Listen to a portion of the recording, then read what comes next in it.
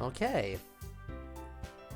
So, hello everyone, it's your programming error that just refused to be fixed. CodeErr, and welcome back to Doki Doki Club Meetings. The fun will begin again, and hello Neon, how is it going? I hope you're ready, because we are about to load in and experience more emails. So, yeah, I hope you're looking forward to this. Who knows, maybe today will be the day we find my email. Ho. But yes, this entire stream will once again be an email stream, so just be prepared for, well, emails. I was gonna say be prepared for reading, but I do all the reading. And I do all the reading normally anyway, because it's a visual novel. Where, surprise, you have to read the text. Alright. Anyway, to start us off with the words of Natsuki, next! Alright, let's go.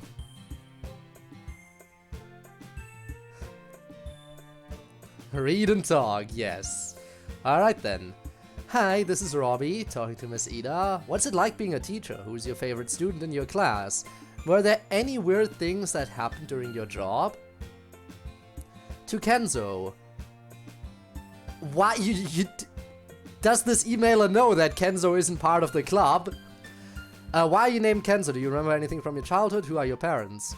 You can't ask Kenzo questions. He's not part of the club. He's not aware that these emails even exist. Dear emailer, what is going through your head? Also, yeah, now we can say hi, Spinne. To Monica, I don't know if this was said before, but this email thing is similar to Holly Apicha's mod called Doki Doki Interview Club. Is that what this was inspired by, or did you not know this until now? I'm sorry if this is too many questions, I'll shorten them in later emails if you want me to. This is a short email. Anyway, there's no need to shorten what's already short. From Robbie, let's see. A few parts to this one. Let's start with Miss Ida's part of the question. I really don't play favorites, Robbie. The instant you say you start valuing one student or another is the instant you're failing as a teacher. Everyone needs help and attention. And especially if you like your good students, that can lead to a negative cycle where the good students do better because they're praised and respected, while bad students feel worse because they get bad marks and the low esteem that comes with it. So I try very hard to treat everyone the same. If anything, I probably spend more time on students who are struggling, and I'm even nicer to them. A few weird things have definitely happened on the job. See, Kenzo, yo, why are you named Kenzo? Also, remember anything from Stupid Kids? Also, who are your parents again? Yeah, just call him real quick. I'm sure that'll work out. Great idea, Spinne. Long time ago, if I had even one question. I mean, you can also write an email where you just say things you like or dislike. Or just say, hey, hope you're having a great day. Okay, bye. A few weird things have definitely happened on the job. This one time, a few of my students ended up revealing to me that the whole world is a simulation. That was pretty weird. Yeah, I wonder which students you could be talking about there, Miss Ida. But if you mean other than the obvious, yeah, something kind of funny or weird is happening all the time. Oh wow, voice crack. It's a high school. A couple of days ago, one of my students tripped and their backpack was open. And their thermos flew out of their backpack, flipped a couple of times in the air, and then landed perfectly on an upturned flask that was itself stacked on a Bunsen burner. The whole class applauded. No cap on God. Well, that sounds like an interesting story. That bit is over, Natsuki.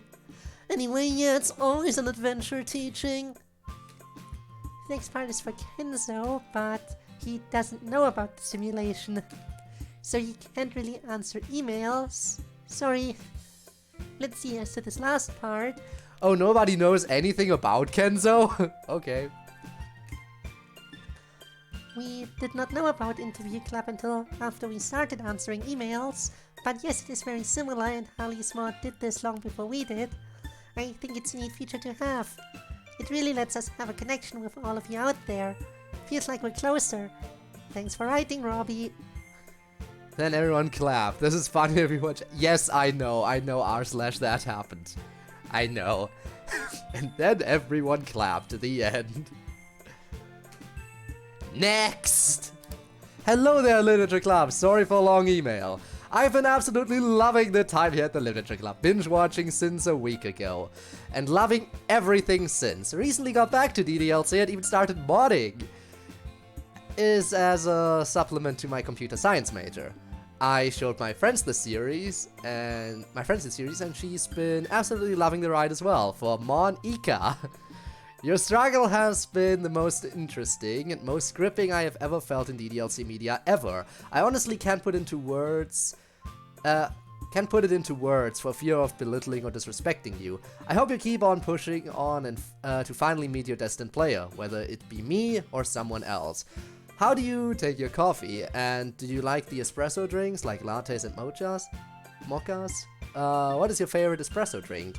Tormuse, hello, whoa, emails, yeah, imagine that, imagine emails. Who would have thought that we'd be doing emails here today? I mean, look at it this way, we're probably about roughly halfway through the emails. Probably a bit less, but definitely over a third. Between a third and halfway. So we're definitely making good progress. We're probably not getting them done today, but next week not only will we finish the emails, but also all the other extra stuff. Alright, next week we are finishing this mod, almost certainly. And I, as always, will stream longer today to get that time in, so we can get through these emails. Let's see. Oh, excellent. Glad we're being of service to you in learning comp sci. Thank you for your well wishes. I still have some hope, I guess we'll see. I'm not a giant fan of coffee actually. I don't hate it, I just don't usually seek it out. When I do drink, I tend to drink it black these days. It's just easier that way. I actually don't really drink espresso drinks, other than just plain espresso by itself. It's strong stuff. But it tastes nice and it sure works as a caffeine delivery method. I have 0 caffeine delivery methods that I take advantage of. Ever. Next part is for Yuri. For Yuri. I really relate to your love of books and your shyness. My own love of music has defined so much of my life growing up. But sometimes I can be closed off to my colleagues, especially whenever I listen to music. My question is, what's your favorite music to listen to while reading or not reading? It's alright to be insular. There is no requirement that you spend any particular amount of time being socially accessible to your colleagues. Treasure your time in your own world and guard it well. As to your question, I typically do not listen to music while reading, it is distracting. When not reading, I listen to many things, but my favorite is classical music. My favorite composers are Mahler, Mozart, Rachmaninoff, and Dvorak. Rachmaninoff is so good.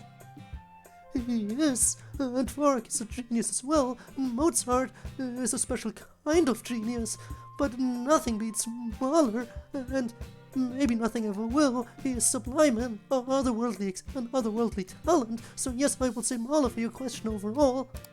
For best girl Natsuki. Fellow Natsuki enjoyer. I love how your interests match up with your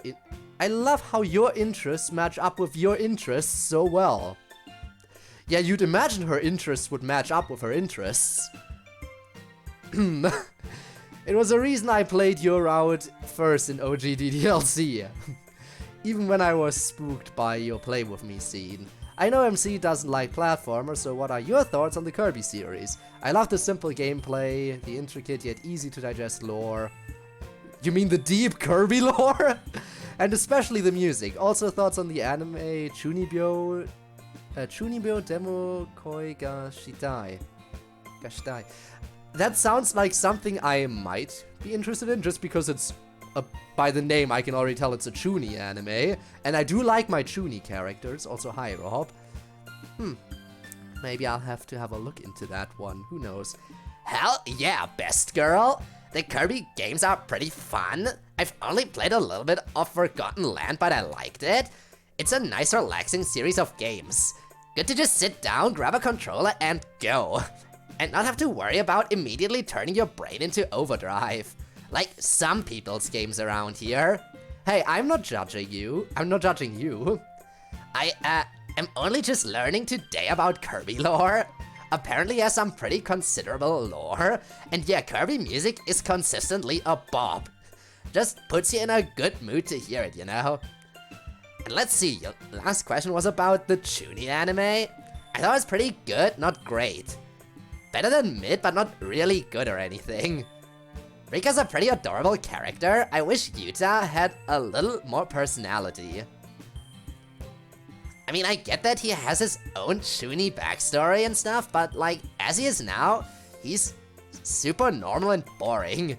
This is a thing that anime really needs to work on, in my opinion, especially in romance anime.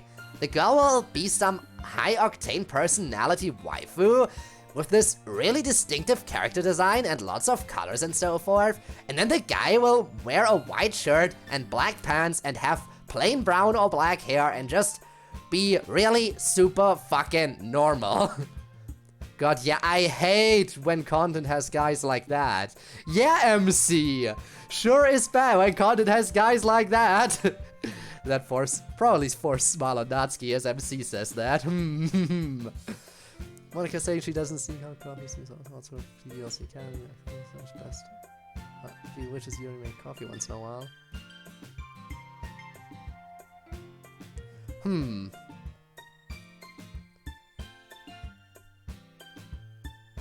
Well, that really doesn't line up with canon then. But again, dev's interpretation. We leave it as is. See you in a bit, Rob. You don't count, you evolve beyond that, my man. But yeah, like, give the dudes more personality and fashion choices. Let them be more extreme. But yeah, Chuny anime, good anime. Heartwarming, lots of memorable moments, solid characters, just a good old-fashioned B-grade romance anime. For Sayuri, I hope that the rain clouds don't keep you down too much. And although my own experiences don't quite match up to you, I've dealt with feelings of anxiety and not matching up to expectations, which had led me to dark thoughts before, and I feel your struggle and it kinda inspired me to come to terms with my own rain clouds. On a brighter note, have you, MC and Natsuki as well, seen Konosuba, and if so, your thoughts? Konosuba Season 3 coming out this year, very, very soon. Anyone else super pumped for that? Konosuba, one of the best anime out there. It's just the perfect comedy. The characters are all incredible in their own way. This dysfunctional group is amazing. Well, one person doesn't care. But I care, okay? I have watched both seasons, the OVAs, the movie, the Mega Man spin-off series, and now that Season 3 is coming out, I am super excited. Also, I think the next new season of Reincarnated as a Slime is also coming out this year, if I'm not mistaken. So that's another thing to look forward to. Man, I do like my isekais, huh? But hey, not all isekai is bad isekai. Some are definitely a bit out there. Anyway. Anxiety is bad too. Sometimes anxiety comes with my depression and yeah, it's no fun. I hope you feel better. And yeah, we've watched Konosuba. It's really fun. Agreed. If you haven't watched Konosuba yet, do it now. Do it now, chat. It's cute and silly, and when you're watching it, you always look forward to the next episode. Yes. Class MC and I both... my voice. Class MC and I both really liked it, and that's not always true for anime that we watch. So yeah, I recommend it. We all recommend it. Also, hi, Monica. Eric Cartman voice? I don't know what you're talking about there. It's nice to see Monica DDLC. Hello. Man, maybe I should do another watch party. Maybe we should do another movie night at some point. Thoughts on doing a potential Konosuba movie night eventually. I'll only do it if people actually show up for it, though. Although just me rewatching it would definitely be fun. I'll have to grab everything though, including the movie for the movie night. So it'll have to be multiple movie nights. Konosuba to my list. It is really good. It is like, alright, I won't spoil anything, but it's like the perfect twist on isekai anime. You have your typical isekai plot. Main character gets sent to another world as some incredible hero. And then you have Konosuba, which starts shitting on the trope from day one. And it's amazing. Okay, Spinne. I see. There is something that Neon likes and you don't. I get it. I get it. Now can you stop? But yeah, maybe I can think about doing Konosuba movie nights again on the Discord. We haven't done movie nights in a long time, and Konosuba is definitely one of those series that I think would be worth watching. Alright. For MC. Sorry, Kami, they don't stop. They don't. It's a lot. Honestly, I'm amazed that you can answer all these emails. It's just so much. I'm just reading them and it's a lot. But you have to actually answer them. So Dev, are you excited for Konosuba Season 3? It's gonna be fun. Alright. I do something. Anyway. Not Konosuba actually. Wow. It's amazing that you can form all these strong character opinions. But yeah, of course it makes sense. You can't, you know, watch and read and play every single thing that the characters talk about. But just like Sayori said, it's a definite recommend from my end as well. And I'm super excited about it. I didn't watch it, but these characters did. Obviously they did, exactly. For MC, my friend was absolutely ecstatic to see you be your own character here in the literature club. Same. She's been loving Sayori and your dynamic as a couple. I don't know your stance on JRPGs, but what are your thoughts on the Persona series? Super, what a trip. It is an absolute trip. It is an absolute trip. I was just talking about how hyped I am for Season 3. When exactly is Season 3 coming out? I know it's this year, I gotta check again. Super Season 3. Release date. April.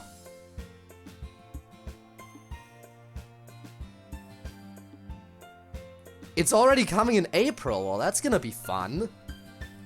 Super excited for that. Crunchyroll. Of Konosuba? One piece of advice that I can give you. I wouldn't watch the OVAs until after Season 2. Because the first OVA introduces a character, has a character in it that only gets introduced in Season 2. So you have this character showing up in the first OVA, and then you watch Season 2, and halfway through Season 2 it's like, hey, here's this brand new character that you totally haven't seen in an OVA. So yeah, I would definitely recommend saving the OVAs until after both seasons. However, I would definitely recommend watching them before the movie, because the movie once again has callbacks to the OVA content. Yeah, it's a thing. So out hating it, but now I'm down for the stupidity. Megumin is a blast, I agree. Blast, get it? Explosions. Then I assume if your favorite character is Megumin, you absolutely loved wait, what was it? An Explosion on This Wonderful World. I assume you absolutely loved An Explosion on This Wonderful World. That was fun. A very good series. An entire season of Megumin-focused content. Explosion! You never heard of it? Club meetings. See Miss Ida! Yeah, that would make sense. Alright, Bones. An Explosion on This Wonderful World is an entire season of just Megumin content. It's Megumin backstory leading up to the point where she met the rest of the cast. It's really, really fun. Like the final scene of that series, like the final scene of it is the first scene she gets introduced in the main series. Like you see the lead up and then all of a sudden it's like, hey, I remember this scene, and then the series ends. It's super fun, it's super fun. Man, people are really interested in Persona recently. I really like the Persona series. I think the storytelling is great, the gameplay is fun, and the soundtrack is awesome. As I was talking about in response to an earlier email, Persona 4 is still my favorite, but I like all of them. Super fun series. Say hi to your friend for me. And the streak, let's go. Really hanging around now, huh, Bones? Ooh, by the way, random thing that Spinne might be interested in. Spinne, you know how I kept cutting back on sleep this week so I could watch your streams? Today, I was able to sleep in as long as I wanted. Want to know when I woke up? I didn't set an alarm or anything. Want to know when I woke up today? I slept in until around 5 p.m. 5 p.m. Jesus. I don't think I've ever slept in that long. Oh my god. That was a long sleep. Very long sleep. We'll see if I'm actually tired again after the stream, considering I didn't wake up that long ago. Twitch burnout is all good now. I'm glad to hear about that. Glad to hear that the burnout is all good. I guess I did kind of need it. But now I'm all good. I am re-energized. I'm ready to take on the world. Let's go. Join our call? We'll see. We'll see. Maybe I will. Probably won't. Who knows? Ow. Thomas Ida, have a wine bottle. It looks like you really need one sometimes. Thanks for the head pats. As a teacher, what really irks you about other teachers and their teaching methods? And what topic do you love to cover the most in your teaching career? I hope this gets to y'all over at the Literature Club. I wish you all good times. Maybe don't stream so late. I will stream whenever I please. Also, Business Duck? Business Duck. You here on business? Hello. Wait, where are all the hanging with? Well, I'm sure she'll answer a question again in a second. My daily sleep schedule lately? Oh, damn. Damn, very late. It's the curse of EU streaming. It's late, very late. Stop and keep you awake. We'll see how long I hang around for. Hanging. But again, who knows if I'm even gonna be that tired, considering I didn't wake up that long ago. Where's Sayori? She'll be on screen in just a second, don't you worry. I'm sure she will be. Yes, well, wine is all well and good. But nothing beats an ice-cold beer straight from the fridge, especially when I'm really stressed out, that's the best. Often when I get home from a long day, I just immediately slam back a beer, or two. Hardcore! No, I don't always do that, don't get the wrong idea. I'm just a big beer appreciator. As to your first question, the thing that irks me the most about other teachers is when they don't put any effort in. It's very easy to just teach out of a pre-packaged lesson plan, do lectures and homework, give tests, and call it a semester.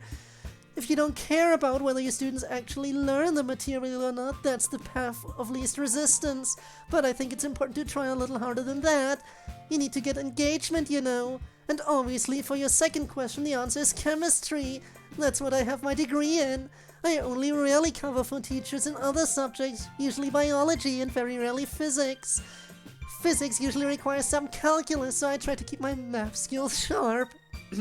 Although I haven't been asked to teach math yet, but mostly I just teach chemistry, and thank goodness for that. Thank you for your email, Kenny. There we go.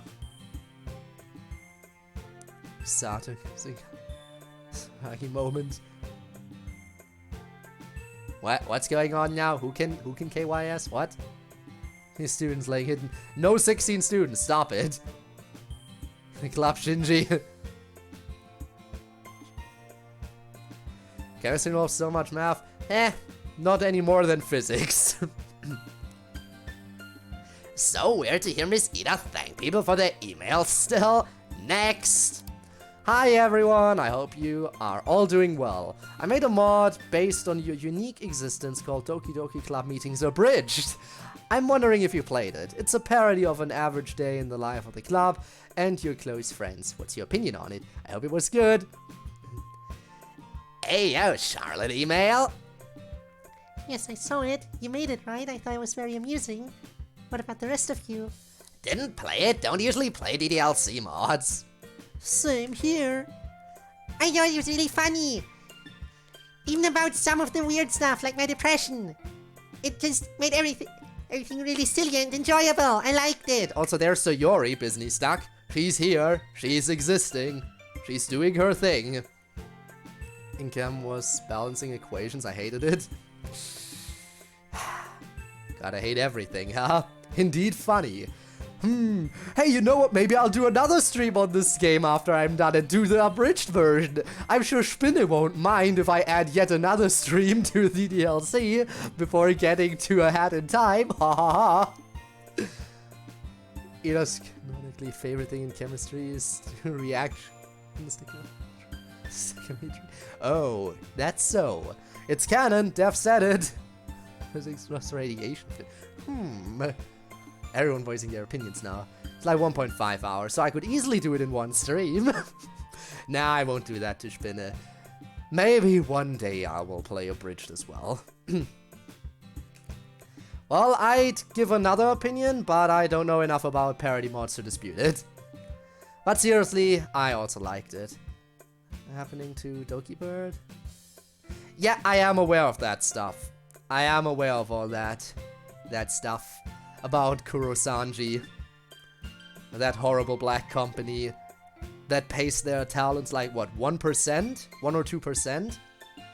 Such a great company, am I right? And they're doing such a great job of stopping the yacht from sinking at this point. That sinking yacht will not be safe. But hey, you know them. It's totally fine, because according to what they're saying, the impact all of this will have on them is negligible. No problems at all, right? Totally negligible. DLCs for A Hat in Time?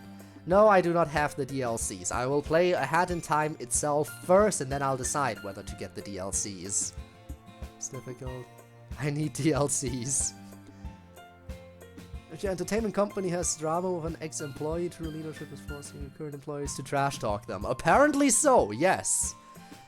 Horrible stuff. Like,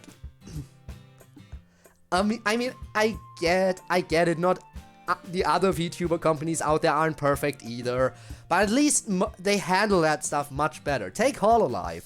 Yeah, there were some non-perfect graduations, like the whole thing with Rushia where she got terminated. But then you have other people like Coco who actually got, you know, the proper graduation stream and everything. Like, they try to resolve everything best they can. And yeah, with Rushia, I guess they kind of had to, because she did some stuff that was a contract violation. So they kind of had to terminate her.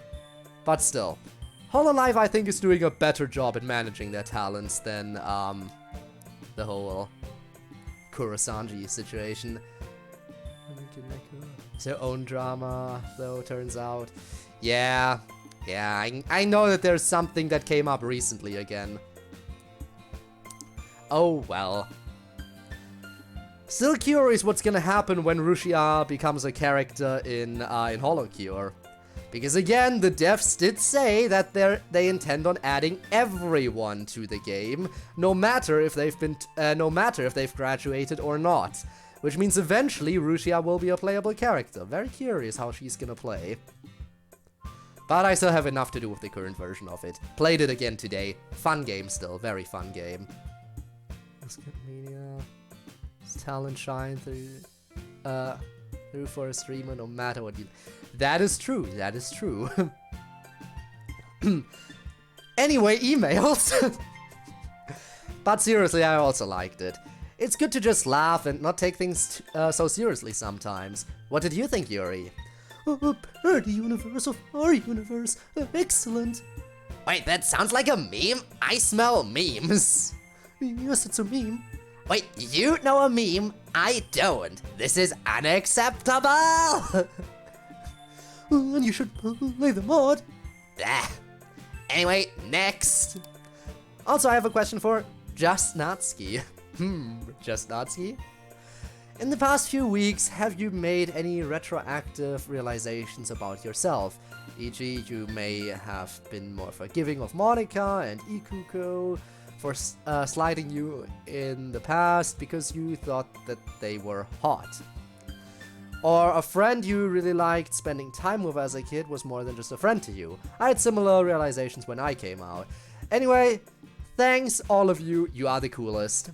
Shaka aka Charlotte. P.S. If you leave us, the audience, forever, I will miss you. But it will be perfectly understandable. Oh, same email just for me? It's hard to say. No one will ever accuse me of being overly nice to Monica. You're plenty nice to me. Knock it off, you're making me seem less edgy.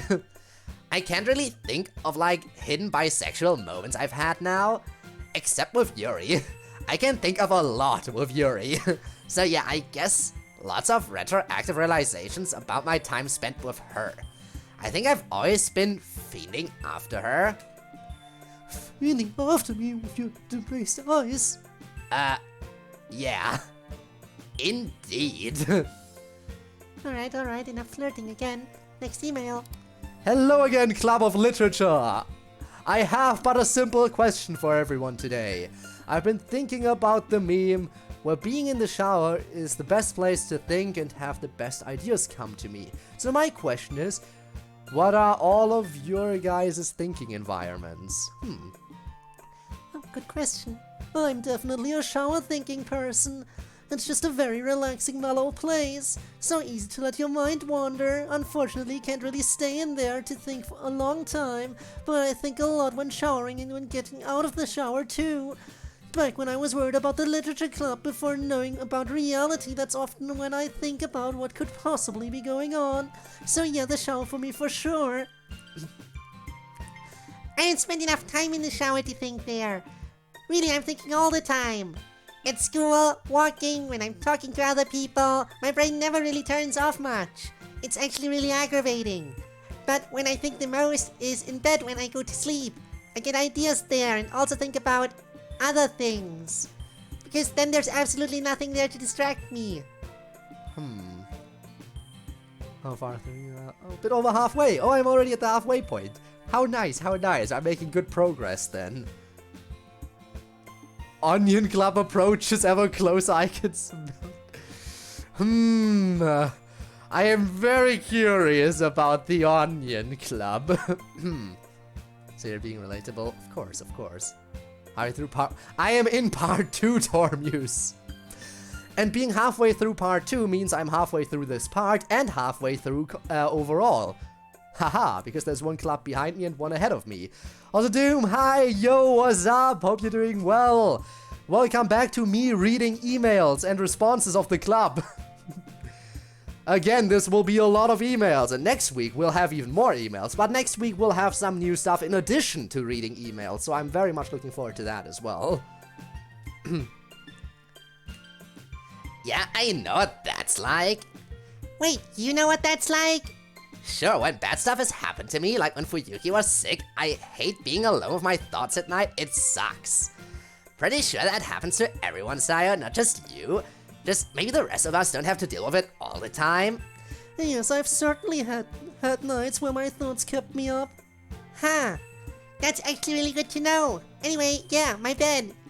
For me, it's my desk at home. Doing good, how are you? Doing pretty well.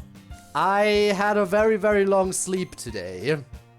Like, unreasonably long. But I am doing very well. I am full of energy now because of the long sleep. I took a long rest. Actually, isn't a long rest 8 hours? What would you even call what I've been through? Because for me it was quite a bit more. Rather watch you read emails than do it myself. Not good with email. I mean, fair. And long rest is 8 hours, okay. Every time I wake up, I just sleep in again. That's why I need alarms. Alarms are fair. Sleep pretty quick. Okay. For me, it's my desk at home. I guess I've trained my brain so that when I sit down there, it's time to get into the zone. So now just sitting down there automatically flips my brain into overdrive. Even if I have nothing to work on, just boom, I start thinking about stuff. Weird how that works. I've never really thought much about where I think. Well, then think about it now. Think about thinking. Catching up on sleep deficit. I mean, yeah, that's true. 12 hours because of that. So Spinny is also a very long sleeper sometimes. I guess if anything, I tend to think a lot while I eat. Maybe it's like showering in that it's this other activity that you kind of perform by rote. Think, MC, think! Speaking of, didn't the trailer for Invincible Season 2 Part 2 drop recently? I think they did. I'll have to look into when that's actually dropping, like the second half of that season. And then we get the memes again. Natsuki still got into one college. Yeah, she didn't get in the zone enough, I guess. Coming in March, okay. In March it is. So we're getting that before Konosuba Season 3. Okay. And yeah, I know, Spinne, I know that you don't care. Having or not. Well, I assure you, you've not been napping longer than me. But hi. And yeah, I know you don't like it, Spinne, because I know you don't like over-the-top gore. You don't like gore. I know. And yet, you're playing Danganronpa. I guess Danganronpa isn't as over-the-top a lot of the time. Like, Invincible is on a whole nother level. And with Danganronpa, they can't be over the top like that because they only have a limited selection of characters.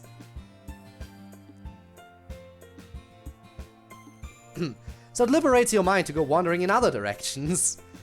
That makes a great deal of sense to me. As for me, it varies considerably. Interestingly, I think much while talking to others. And in the shower, and while eating. I suppose my answer is much like Sayori's. I'm thinking all the time. It is just perhaps a bit less distressing for me. You know, there are a lot of people who would benefit from thinking all the time. There are a lot of people online who type stuff out without even thinking at all. It is very, very sad that that is a thing. For me, it's not really about where, but how. Yeah, or at all, exactly. I can think more or less anywhere I want to. I just have to choose to start tuning exterior stimuli out as much as possible, although that can be hard. If you had to make me choose a particular place, I guess any quiet room with no distractions will do. Like the space classroom? Preferably where I have somewhere comfortable to sit. And that's that. Sensitized to animated go ever since AOD. Ah, yeah, that would probably desensitize you a little bit. Next! This is a question for Yuri and Natsuki. Are y'all's hair natural or do y'all apply hair dye regularly? I've been very fascinated to hear that purple and pink hair is natural. Well, Oh, we've had this question before, I think. Yes, our hair colors are natural. It is my understanding that pink and purple are not naturally occurring hair colors in the real world. imagine if they were though. Imagine if any color could be a natural hair color. Would be a very, very colorful society to live in.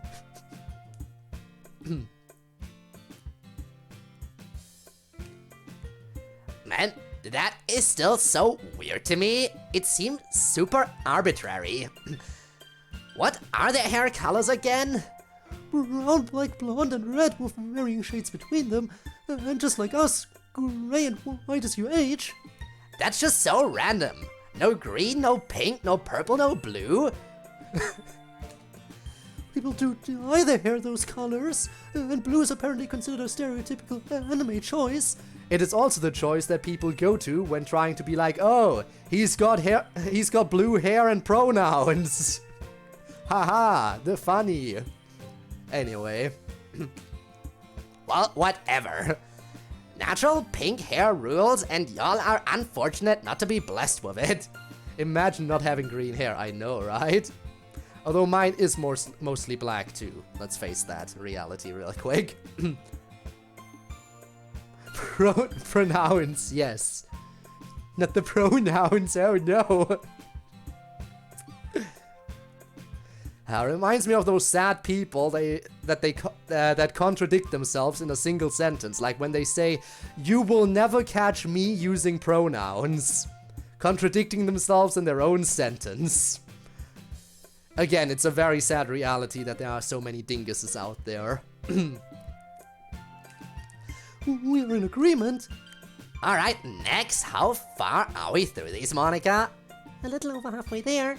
Man, alright, let's keep going. They're so oof. Alright, hello again, Literature Club. I have some questions that have been on my mind for a while and wanted to get them, so here they are. My first question goes to both Natsuki and MC. I don't know if you two are aware of this or not, but manga has been becoming really popular, if not mainstream, outside of Japan and Asia over the last 2 years.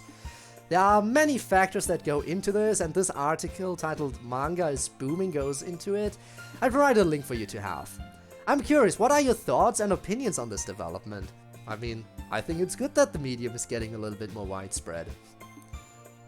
It allows the fan bases to grow a bit more, and you know, the more popular something gets, the more likely it is to get more of it made. Like, if certain anime gets more popular, even overseas, and thus makes more revenue, maybe the studios will consider more seasons more easily. That's my outlook on it. Now naturally, of course, with the community growing, that also invites a few more bad apples into it, which is like the one big downside, but it's not like there weren't any bad apples in those communities anyway. How about here? Green? Light to dark green? For Natsuki and MC, I obviously think this is super cool. It's an underrated art form, and I think it really says something about the way that Western comics, while super cool, have really limited themselves.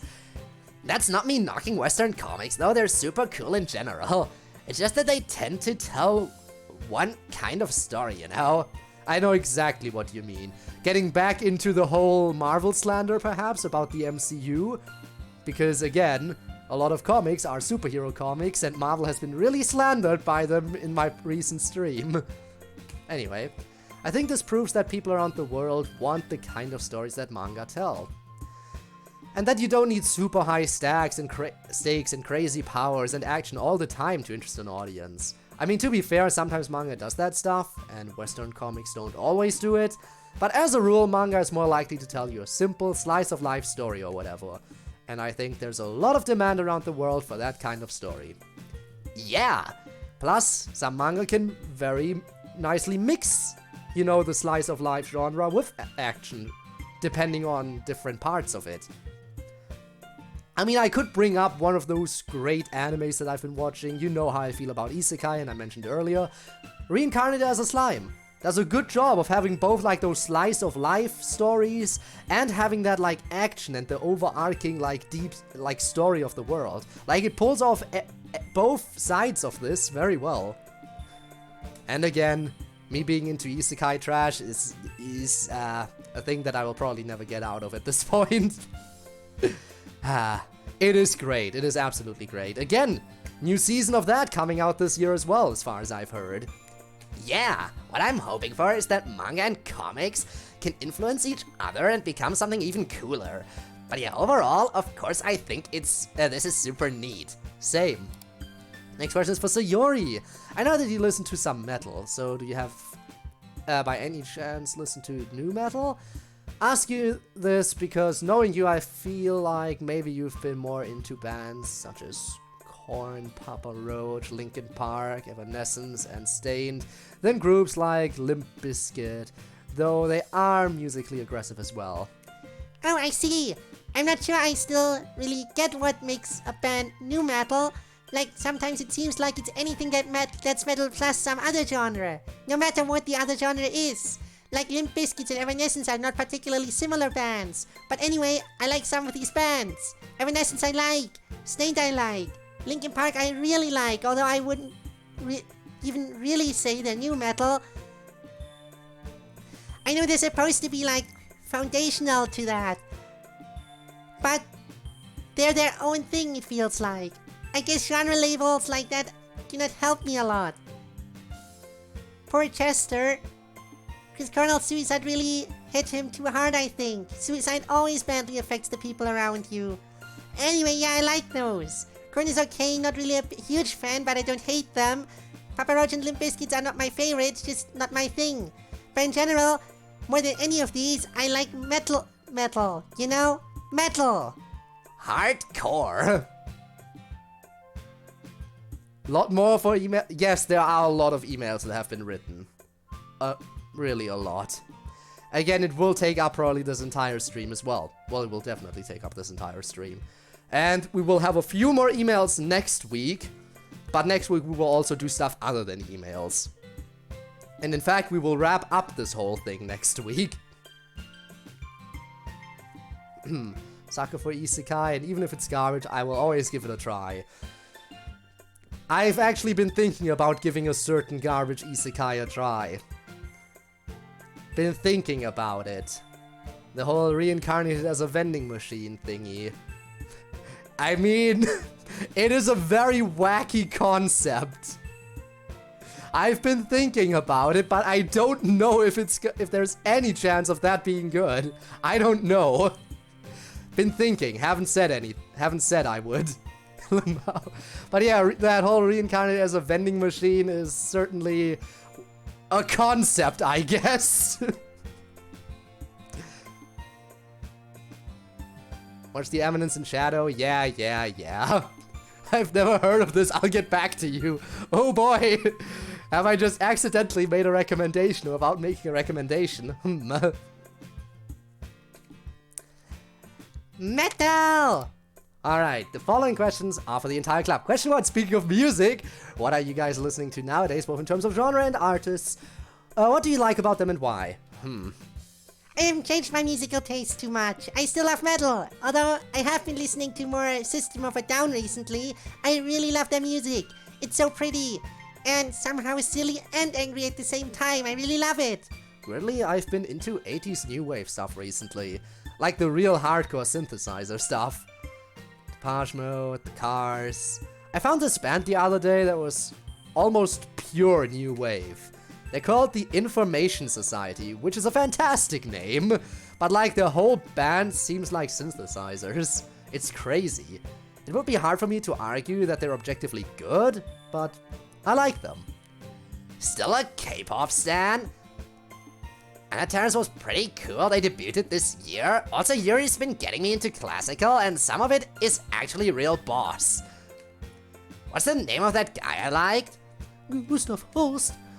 She really liked the planet sweet. On brand, as Natsuki herself might say. Indeed. As for me, I've recently started listening to a comprehensive way to Bach. Mahler remains my favorite classical artist, though. Frenzy has begun. Stop it, Neon, not again. Time for the vending machine anime. Okay, BRB in 20 minutes. Ah, I see. You're gonna watch the first episode, huh? I see. Also, hello, I have enough. But still, Bach's music is remarkable. It provides the foundation to almost all modern Western music. He may be the single most influential musical artist of all time. Now, he's not my absolute favorite, I've already talked about that, but he is wonderful. As for more recent artists, I will reciprocate with a band that Natsuki turned me on to. Babe, using slang sounds much cooler if you don't put verbal quotation marks around them. I will keep that in mind, but yes, Natsuki showed me the music of Blue Oyster Cult, and it is excellent. I am a particular fan of Veteran of the Psychic Wars. Yuri, I have to ask, did your conversation about Blue Oyster Cult start with Natsuki memeing about cowbells? Oh, of course. Good. I'm a big jazz fan. Charles Mingus is my favorite artist by far. He was a true genius. Recently, I've been getting into torch jazz, which is a style that was popular in the 20s and 30s. Oh, and it's not jazz, but recently I learned about the work of Rodrigo y Gabriela. And they are fantastic, real masters of the acoustic guitar. Oh, I know them. They did a cover of Echoes by Pink Floyd that I really liked. That they did. I didn't know you were a Pink Floyd fan. For sure, they are absolutely one of the all-time great bands. Longtime viewers will know that my favorite band is Radiohead, of course, but recently I'm into all sorts of stuff. Some recent music that I'm into are the Cannons. Kind of like MC's new wave kick, only they are more like modern vaporwave, sort of, but with an upbeat disco rhythm. I've really enjoyed them, but still, it's Radiohead that really has my heart. On to the next part of the email. Means the 1920s, since we're back in the 20s. Yes, back in the 20s, how horrible. Anime is so stupid and I'm so ready for this. Oh no, the accidental recommendation has turned into a serious one. But if you want one that has a similar-ish concept of the main character becoming an object, but that I kind of enjoyed, there is also Reincarnated as a Sword, which is one that I actually recently did watch. Which has opened me up to the idea of maybe giving the vending machine anime a try. Like giving another anime where the main character becomes an object. A decent shot at least. On to the next part of the email. Question 2. Since you guys are characters in a visual novel... I did see the sword one. I liked it. I thought it was fun too. BRB, alright, see you bones. Since you guys are characters in a visual novel, have you ever noticed Bishojo / visual novels, especially from bigger studios, often have one, more, or all of their heroine on their box or promotion art without the male protagonist? I know they are exceptions to this because titles such the Rizia, I believe it because protagonists in these games tend to lack distinct or interesting character traits and serve as self-inserts for the player. Even the DLC mods like Doki Doki World of Dreams mentions this. That's all I wanted to share with you. Thanks, Xavier. Served.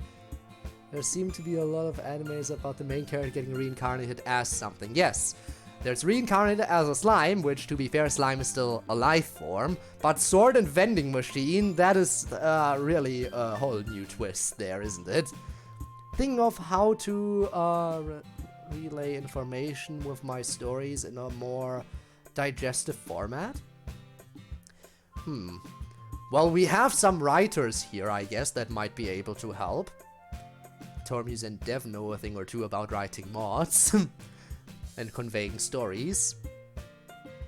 Not forcing either of you to actually give advice, but if you have any advice for Ivanov, I'm sure that might be appreciated. Yeah, your point of view makes sense to me. Really, the point of that kind of game, or this kind of game, I should perhaps say, is the female characters. Yeah, waifu games are about the waifus. The whole point is for you to be able to put yourself in the shoes of the protag and be able to pretend that they're you. Missing the question. What's that about writing? Okay. Ivanov has stated a question here, and I'm gonna translate again because I know that text is difficult to read. Thinking of how to relay information with my stories in a more digestive format. Digestive format of relaying information in stories. Is there any advice for that kind of stuff? And be able to pretend that they're you. And usually that means that he's you, since the protag in all these games is almost always a guy. Where's my girl protag rep at VN Developers? Well, originally, of course, MC was supposed to be one of those kinds of protagonists, but I'm so glad he has become a real person. Personally, for visual novels, I always found that might be more interesting. That the protagonist has a fixed, established, and strong character of his or her own, and then you, as the player, have to play that role as strongly as you can. I guess people prefer to roleplay as themselves. But I think the whole interesting thing about fiction and interactive fiction is putting yourself into someone else's perspective. Oh, well. Hey Natsuki, wanna play Girl Protag? How about DRV3? There is also, of course, well then again, Ultra Despair Girls is no longer a visual novel. V3 is still visual novel genre, but the other big game in the series that had a female protag wasn't a visual novel, but rather a shoot 'em up. Oh, well. Thank you so much for your email, Savior. Let's see the next one. The waves. Ahead of me I see an ocean, the grey clouds watching over me, the rocks beneath my feet. It has always been this way. I'm only safe from the crash of the waves, the crust beneath me. Today something is different. I find my foundations consumed by the waves. How long have I been on the sand?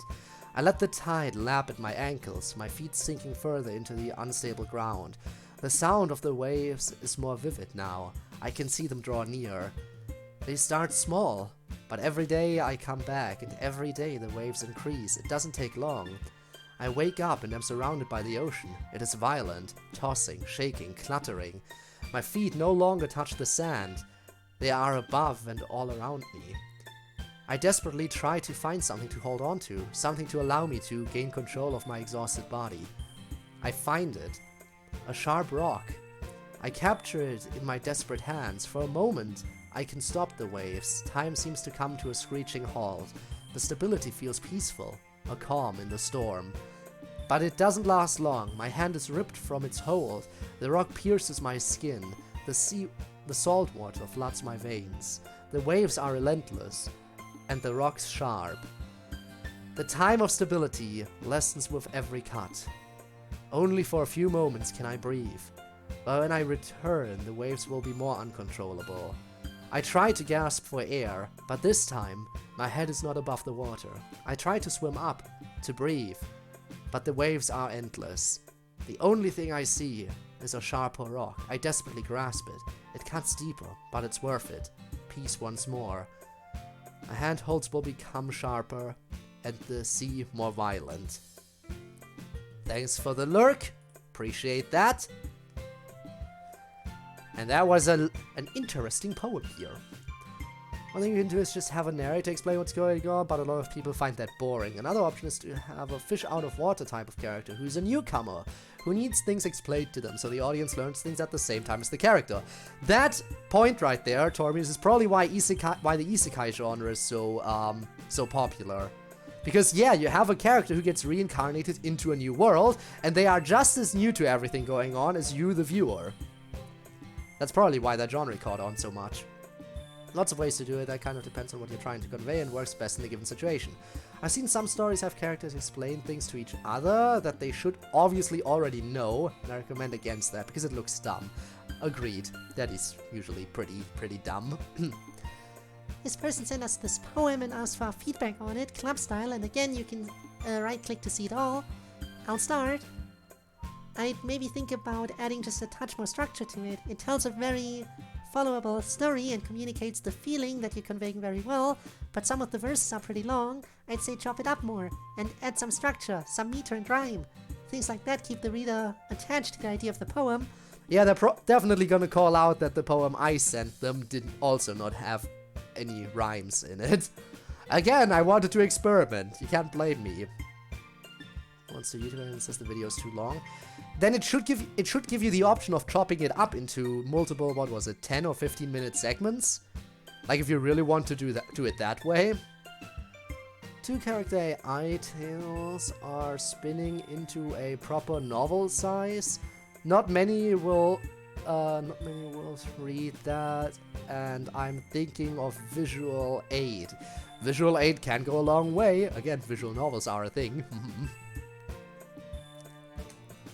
My suggestion for you is to turn this sing-along poem into 3 poems that tell a story separately. And add that structure. I really like the poem!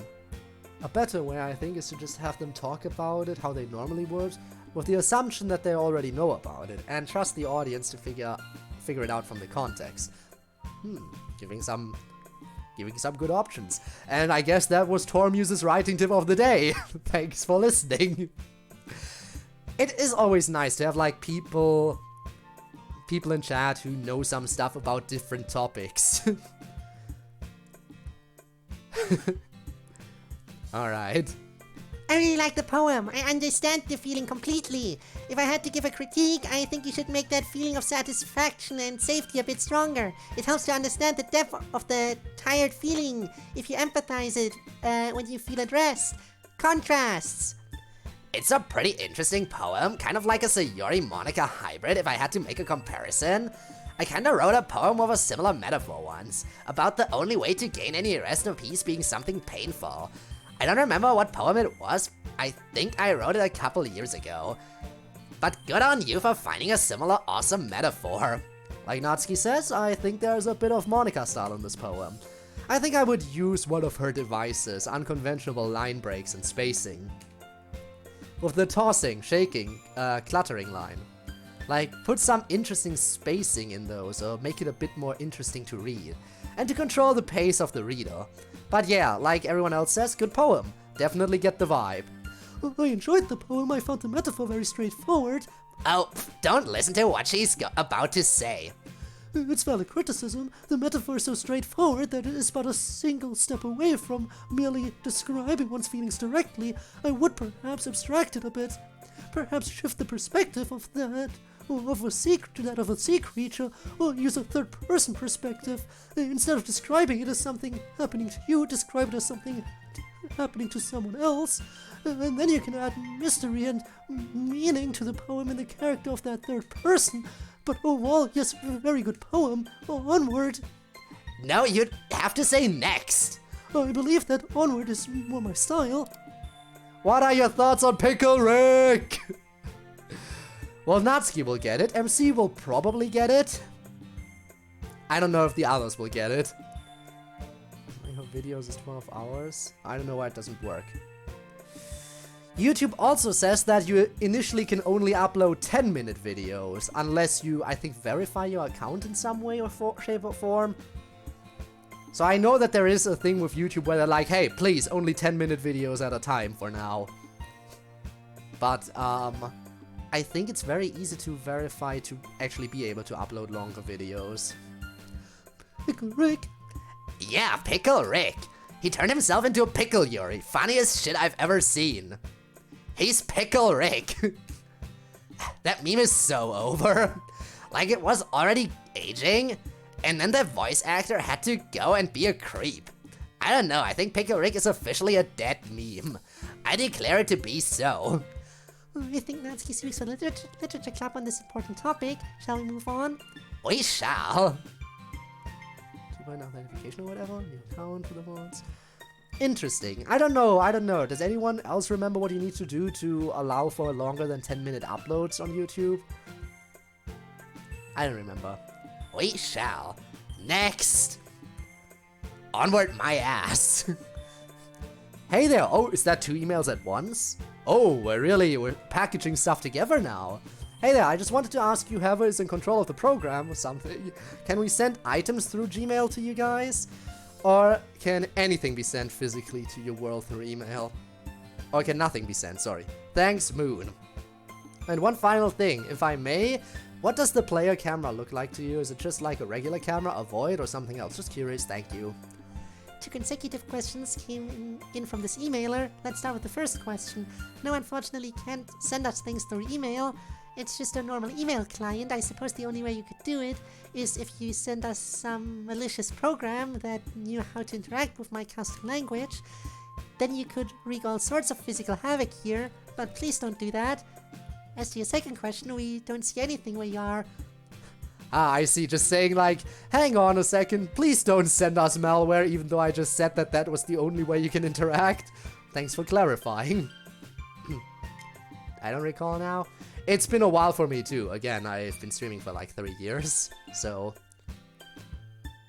Alpha B, to get the stream key, it takes like 24 hours.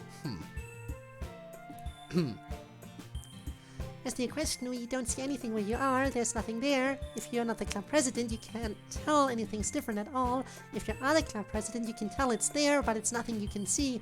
It's just more like a feeling you get. It kind of puts you on the spot. I'm trying to think of a good analogy. Okay, so you know the feeling you have when your webcam is on?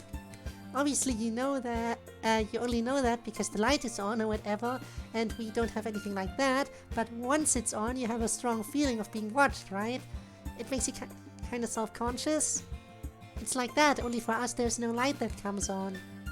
I just kind of suddenly get that feeling. It's possible for me not to notice it at first, if I'm busy doing or thinking about something else, but eventually you do realize it. Hope that answers your question. Next! Found it, I think. There you go. Thoughts on Rick and Morty? Regardless of the creators. Okay. I think it's a series that has its ups and downs, definitely. Like, I think it can be pretty fun. I am one of those people who can actually enjoy Rick and Morty. To be fair, you have to have an incredibly high IQ to understand. Yeah. You know the drill. Anyway, I think it can be enjoyable, but the episodes can be very hit or miss, in my opinion. Like, take the newest season, for example.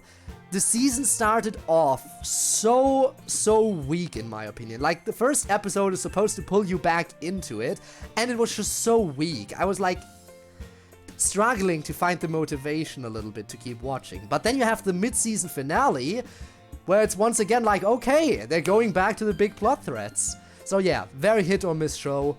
Can definitely enjoy it, but when the episodes miss, they miss quite a bit. Well, shit, but from what I've heard, it's a good show, but some of the fans are insufferable. That is also true. That is also very true.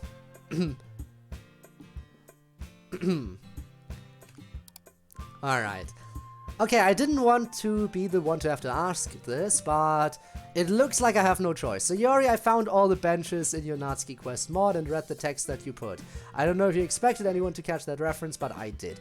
So how many of you are burdened with the cursed knowledge, and how much? Should I expect Yuri to show up in the Ben 9 with some model magic horns one day? Natsuki, what's your chum handle? Thank you and sorry for reading. The bench reference? I mean, I remember the bench thing, but I don't remember putting a reference in. I did have Natsuki write some of our dialogue. It was me, emailer. It was always me. Yes. Notice that Rick is an asshole, and certain members of the fandom are like, and therefore I should be an asshole. Yup.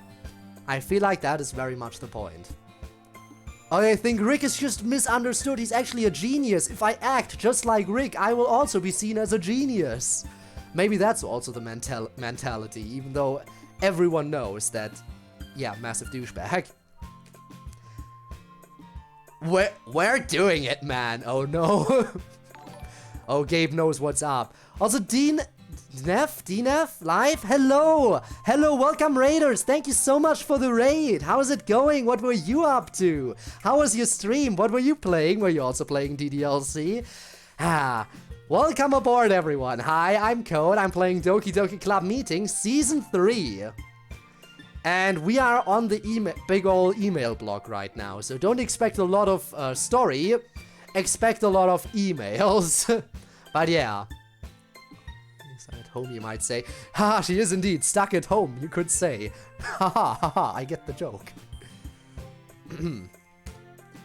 We're making this happen. Monica, am I about where the player is? She is. Streaming the Indie Cross FNF mod. Ooh, that's a good one. That's a very, very good one. Did you finish it entirely, or were you stuck on some songs and couldn't beat them? Because I know there is one song in there that I haven't beaten yet. Quite a toughie. But a very, very good mod. Needed it very difficult. Okay, well, I didn't manage to beat Despair yet. Despair is still causing me a lot of despair. Beyond that, I've done everything. And I have the old version. I have V1 still. Like, before the patches, where You know the mechanic difficulty, where there's, like, what is it, hell mechanics, right? That is the default. Hell is the only version of the mechanics that exists in the version I'm playing. I never patched to the new version where you can turn the mechanics to a new default level that is actually weaker. Which is probably part of the reason why I haven't beaten Despair yet. And also one of the big differences, of course, being that in Bad Time, whether or not the dodge is blue or orange, now it alternates, right? In the new version, it alternates between blue and orange, so it alternates between having to press and not having to press. In the old version, that was always random. It was RNG based, whether or not it would be blue or orange, so I didn't know whether I should dodge or not until it showed up. Of Bendy's Cuphead and Struggled on Sans. Ah, yeah. Sans, I see. But still, Sans was probably the one... Actually, no, Bendy was the one... I don't know. In the story, Bendy was probably the one I struggled the most on, because, you know, the insta-kill nodes. Then again, Sans also had them. Did I struggle more on Nightmare Run or more on Burning in Hell? I don't remember. It's very wholesome? Is it? Interesting. That is so stupid. Yeah. Rick and Morty fanbase was given a bad rep between the pickle breakdown clip being staged and the high IQ post originating on a satire subreddit. Yeah, but some people take it seriously for some reason. Done Burning in Hell? Oh, so you only completed the story mode. Okay, so you complete the story mode but not the free play songs yet, I assume. Well, you'll have more fun with free play in that case. Despair? But you're a Danganronpa guy. I know I shouldn't have problems on Despair. I'm sorry. Monica, am I about where the player is? Hard to tell, but yeah, you're about there. Good. Anyway, yeah, chum handle, huh? Let's go with Genius Gamer until I think of a better one. Because of course, given the options, you gotta go with a GG username. Anyway, thanks for writing, Worthless Human. This is your god speaking. It is a wrathful god who despises you more than you could possibly dare to fear. I have watched your entire pathetic life unfold. Alright, beloved, that is enough. I have observed you while you would quake and tremble in personal prayers of shame. Next, please, Monica. Pork, she did it. She said next. Mission accomplished, gamers. Natsuki, you are something else today. She is on one. Story mode, got some of the free play songs, but I haven't started on Nightmare songs. Ah, okay. Good luck on those, is all I can say. But yeah, I hope you had a nice stream. Did you play anything else or just Indie Cross? I guess Indie Cross is big enough to take up a potential entire stream, depending on how it goes. She is popping off. Those also. Anyway, next to this. Hello, ask you another question. I know I already sent an email before now, but after watching recent episodes, I'm wondering something. This question is for Yuri, since she knows how this feels. When you're club president for an extended period of time, does it become harder and harder to let go of that? You can answer this question in the space room if you'd like, because if you answered in the club room, then there's the potential that an email that I submitted would influence the story earlier than intended. Oh, imagine that. No, I don't think the emails are going to influence anything, but yes, I think for me at least, it became harder to let go of it at first. I can do it now with a few problems, but earlier on during the school year I did not realize how seductive the link to the real world is. It really is quite addicting, as was probably obvious to you. I know Monica has the same feeling about it. I do, although at this point I've gotten kind of hardened to it. As have I, although it took some learning. I think that certain personality types are more vulnerable to whatever it is than others. I in particular found it very compelling, in a way maybe even more compelling than you found it. Obviously you took more extreme measures, but that also might be because you were caught completely unaware. You did not have the background knowledge that this was all a simulation when it started. So that probably rendered the effect more devastating, and I'm once again talking about a subject long past the point of comfort of the person I'm speaking to. It's fine, Yuri, but yes, I think you've hit the nail on the head there. We're pretty strict now about rotating the presidency. No more long extensions. We need to treat it with the respect it deserves. Anyway, on to happier topics. Alright. Hi everyone, first time emailer here. But it's been nice to see everyone's adventures in the literature club. It seems like a chill place to be in. To everyone, what are your thoughts on the new Disney shows that came out during the last few years? Like Amphibia, The Owl House and the Ghost, and Molly McGee. If you haven't seen these, then maybe just tell us what character you think you are the most like, or like the most. What are the questions like? Is for the email section really? Par for the course, yeah. Uncomfortable questions do happen, and sometimes there's some TMI stuff that I will still read out. Because as a streamer, it is my job to read all of this out loud. I have decided. Oh yeah, we already talked about the Owl House. I really like the Owl House, didn't see the other two shows. Of the characters in the Owl House, I guess I see myself most in Alador, Amethystad. Kind of dig his whole vibe. I still need to watch Amphibia. I haven't watched either Amphibia or the Owl House. Feel free to shame me. I only see an F instrumental being made. Production as well, despite the low dev team. Huh. Okay. Always nice that when stuff is going well in anything. Although, fortunately, I was blessed with a much better partner. I've watched all of these! The Ghost and Molly McGee was alright, but it was my least favorite of them. I hate Death Notes. I think they're fine in moderation. Like, there's the thing. Yesterday, I played Blue Shaggy. Have you played the Blue Shaggy mod? Multi-key and Death Notes. It is pain. I was able to beat everything on 5-key mania, and I was able to beat some songs on canon difficulty.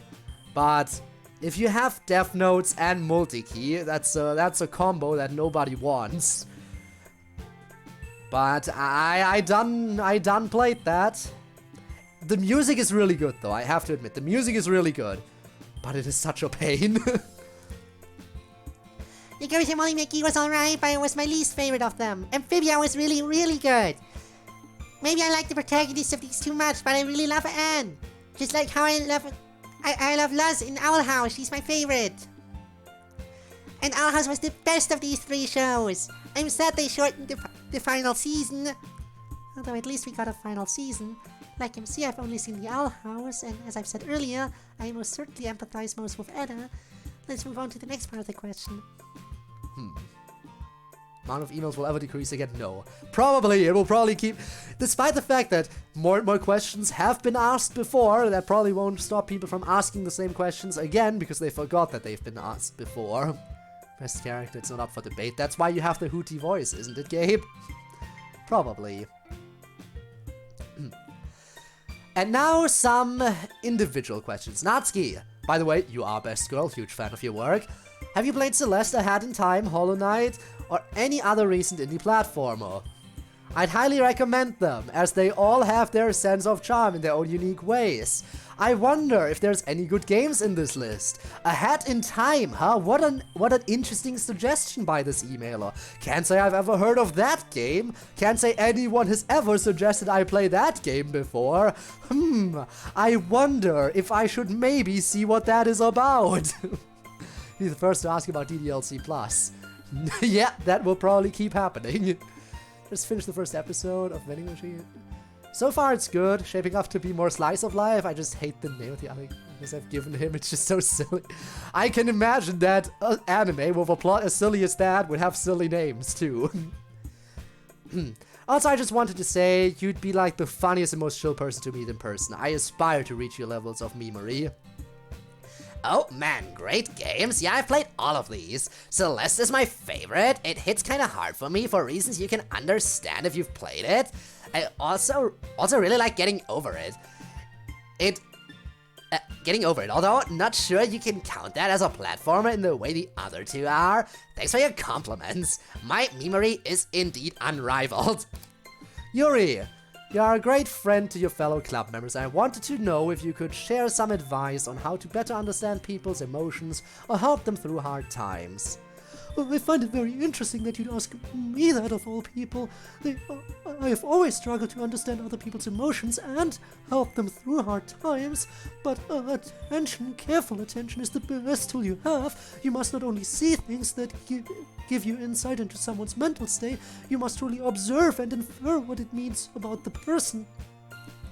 That is difficult, so Yuri is much better at it than I am. Fortunately, helping people through hard times is a bit easier.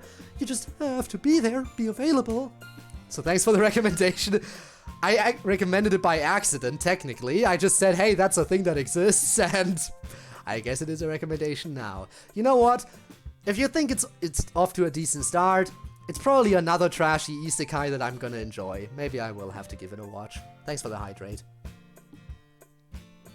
Always appreciate that. Let the person know that you are available for the help they need, whatever that may be. People often tell me that they like that I do not force help upon them, and I have no problem being with someone in silence without the need to try to discuss or fix their problem, which I suppose is fortunate, since that is a thing I do by nature more than by design. But there you are, my advice, such as it is. I hope it is helpful. MC, to be honest, your name feels a bit annoying to me, but hey, at least it's not Tyler or something. Anyways, what are some tips to come up with poem ideas? Dude, rude. I mean, how would you like if you came into existence with a 2-letter acronym as your name, which explicitly meant that you were not your own person? The name was annoying to me in that context. That's why I decided to reclaim it and make it my own. So, maybe it is a little annoying. But it's my name and you all are gonna have to live with that. But anyway, poem ideas. Honestly, usually it's easy enough because Monica assigns us topics. Having the topic in hand makes it a lot easier to think of ideas. In the absence of that, I usually resort to writing a poem about something that's been on my mind a lot. Or something that made a big impression on me, recently or otherwise. That way I don't have to think too hard about the feeling I'm going for. So yeah, think about stuff in your life that's made an impression on you. Something you think is worth sharing with other people. And then turn it into a poem. And last but not least, Monica. It's very touching how much you care about me. It's honestly very cool how dedicated you are. I also play the piano and I wanted to know if you have any favorite classical composer to either listen to or play pieces by. Mine are probably Chopin, who had very beautiful, romantically styled pieces. Or Liszt, whose technical, like Campanella, is one of my favorite pieces I've played. Anyways, hopefully everyone is doing great. I consider you all sort of my own friends in a way sometimes. So take care of yourselves. Caleb the pianist. Ah, I can read. How this works is that this is a group of assets in the server to which anyone can add. If it picks up, we'll get one of the most unique mods in FNF overall. That sounds interesting. I hope it works out. Really do. Wonderful choices. Chopin's one of my absolute favorites. I have never learned anything by Liszt. Maybe I will on your recommendation. But yes, Chopin and Beethoven are one of most of my classical repertoire. Sounds like you're well ahead of me, though. I'm glad you consider us your friends. We're glad to have you as a friend too. Please take good care of yourself also. And with that, on to the next one. How are you all doing right now? Do you all like milk? If yes, do you like warm or cold milk? Just a random cup of milk. Interesting question. I guess let's do roll call answer for this one. I like cold skim milk. Warm milk. Definitely warm milk. I only eat milk with cereal. Same. And I don't eat cereal too often. Even then. And all of this is mainly because, as some of you might remember, because I've talked about it before, I am in fact lactose intolerant.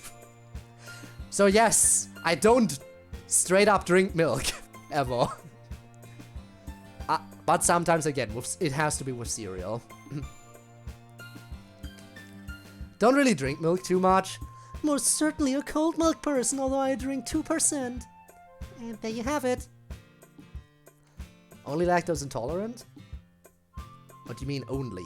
I mean, I can drink milk if I want to. Depending on how much lactose I consume, of course, I'm gonna have to suffer for it afterwards. But, like, limited amounts are fine. What's the VOD when you get the chance? Perhaps I should. Perhaps I should. I'll try to remember to do that. Because Indie Cross is always fun. It is, in fact, a very, very fun mod. Like other intolerances? I think only lactose intolerance. Maybe there's some niche one that I haven't tried out. There you have it. To Monica, does the email system work where if a question looks like it could interfere with the story too much, then you don't answer it in the club? Also to Monica, will you ever make Rhea aware that of the fact that she's in a game? Probably not. Because with graduation coming up and you potentially leaving, that might make it a bad idea to make Rhea aware of that fact.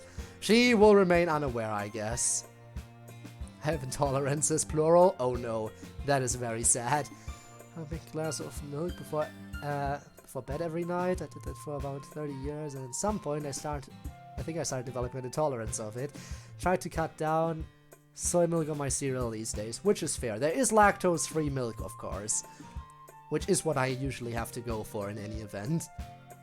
Now it's done with emails. Part 3 is shorter. Oh boy, we will definitely finish next week then.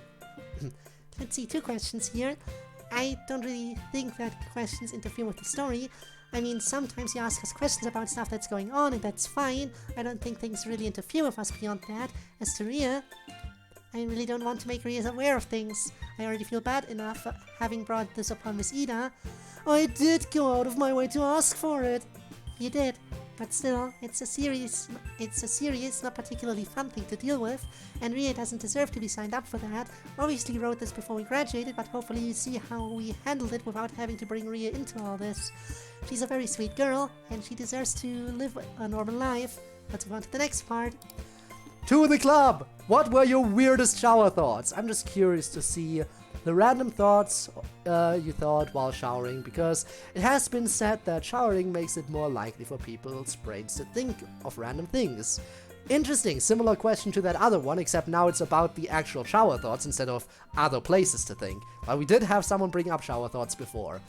Hope you answer my questions in the club this time. Have a great week and be safe, as there is no telling what the future holds now.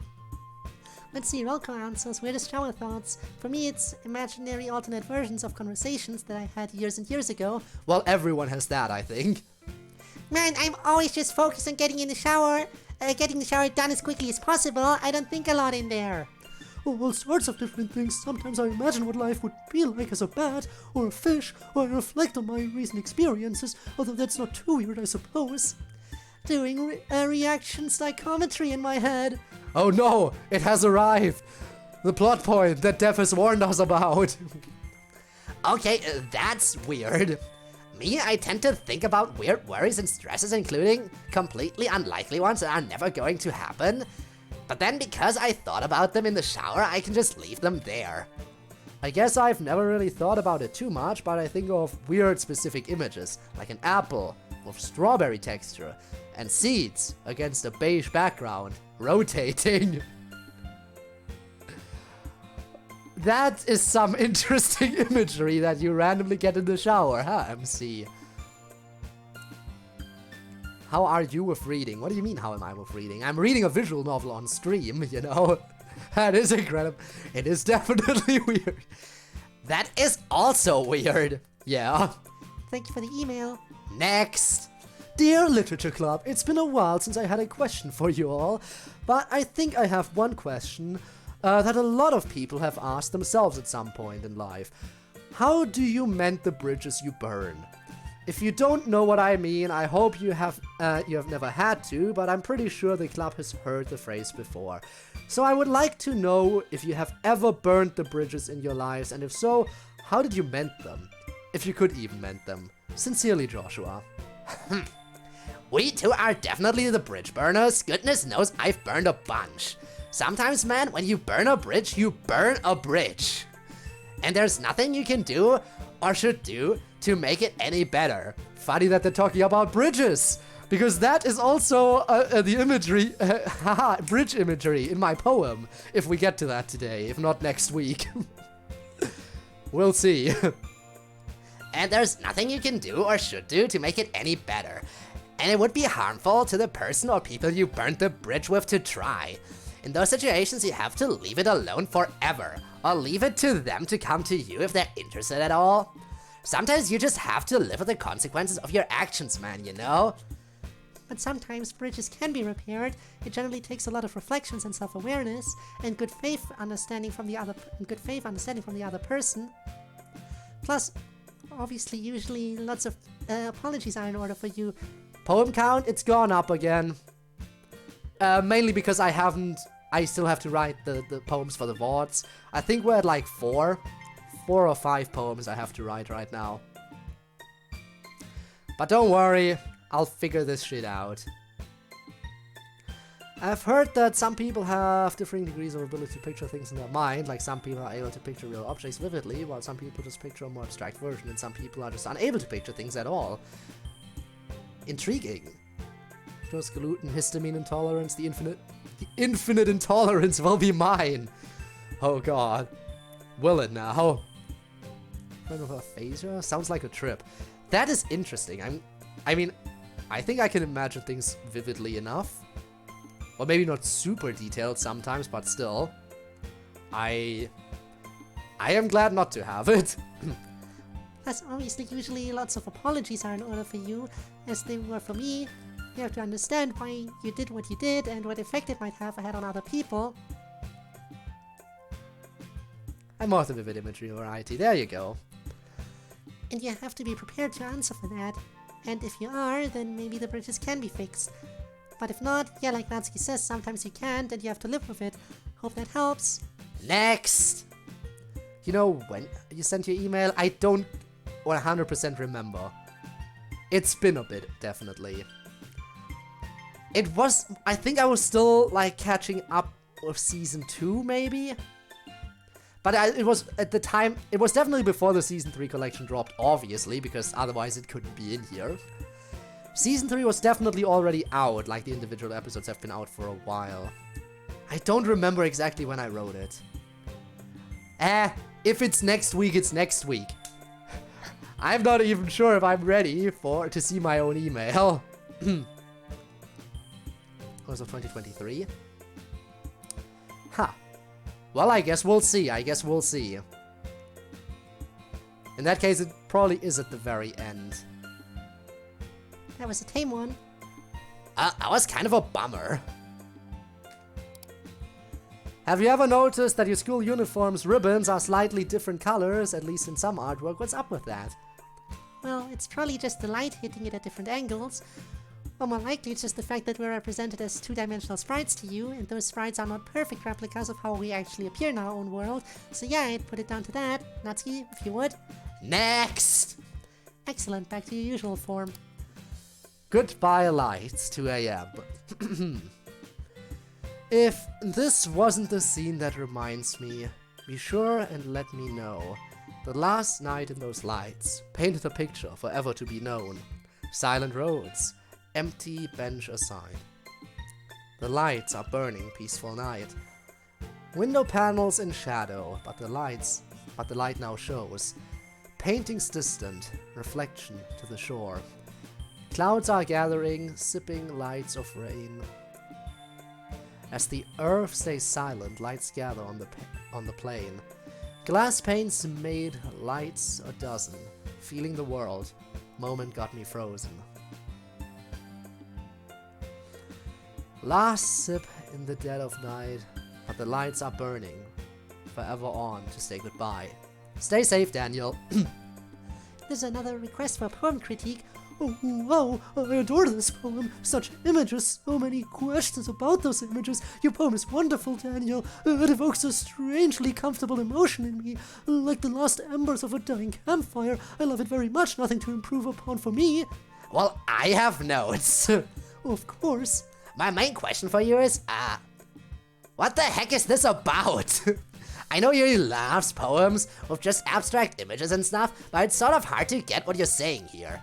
And like, for sure I know you have something super meaningful going on here, I can feel it behind these words. But I don't know what it is. And to me, poetry is weird when the reader can't access the deep meaning, you know? So yeah, that's my feedback. I like the sort of loose rhyming and assonance here. Sometimes there are hard rhymes, and sometimes there are soft rhymes, and sometimes there's barely a rhyme at all. And when the rhymes occur varies. It makes the poem seem kinda mature and mysterious at the same time. I can see why Yuri likes it. I like it, it's pretty. Anything else? Nope. Well, like Yuri, I'm mostly interested in the feeling it provokes. It is strangely comforting. It feels like it should not be. Like the events occurring, whatever they are, seem to be an ending, a passing away, and yet the whole thing feels homey somehow, familiar. Like Natsuki, I wish I knew more about it, but like Yuri, I appreciate the feeling it engenders. So overall, very nice work, I'd say. One of the more impressive poems I've received from an email. Yes, yes, you get nerd praise, Daniel. And now, next. So I don't know if you're still accepting questions, but if you are, I got 6. Monica, if you ever get in touch with the player, what will you do first? So Yuri, when did you start having feelings for MC? Yuri is the purest form of relaxation. I assume that's supposed to say what is the purest form of relaxation, not Yuri is the purest form of relaxation. Natsuki, how are things with the two cutest in the club? MC, what's your favorite MCU hero and moment? To everyone, have you ever thought of the multiverse and meeting your counterparts from other universes? Well, anyways, I hope you guys are doing well, and so Yuri, stay awesome and never lose your battle. I'm here cheering for you from the other side. Also, MC, you break Sayori's heart, I'll break you. Take care, guys. EXE. Yes, Sonic.exe. Of course. Yes, Yuri is the purest form of relaxation. That would be the Natsuki answer. Questions here for all of us in the club. Well, I'd probably want to kiss, but then I'd have so many questions about you and what your life is like. It's so hard to tell anything about you from in here, and I'm so curious. So yeah, those two things, in order. Feelings? Like, at all? I've cared about MC my whole life, as long as I can remember. But if you mean like in a romantic way, then probably since I was, like, 10 or 11, I started to just feel different when I looked at him. At first I didn't realize what was happening, even though I had heard so many stories about love and romance even then.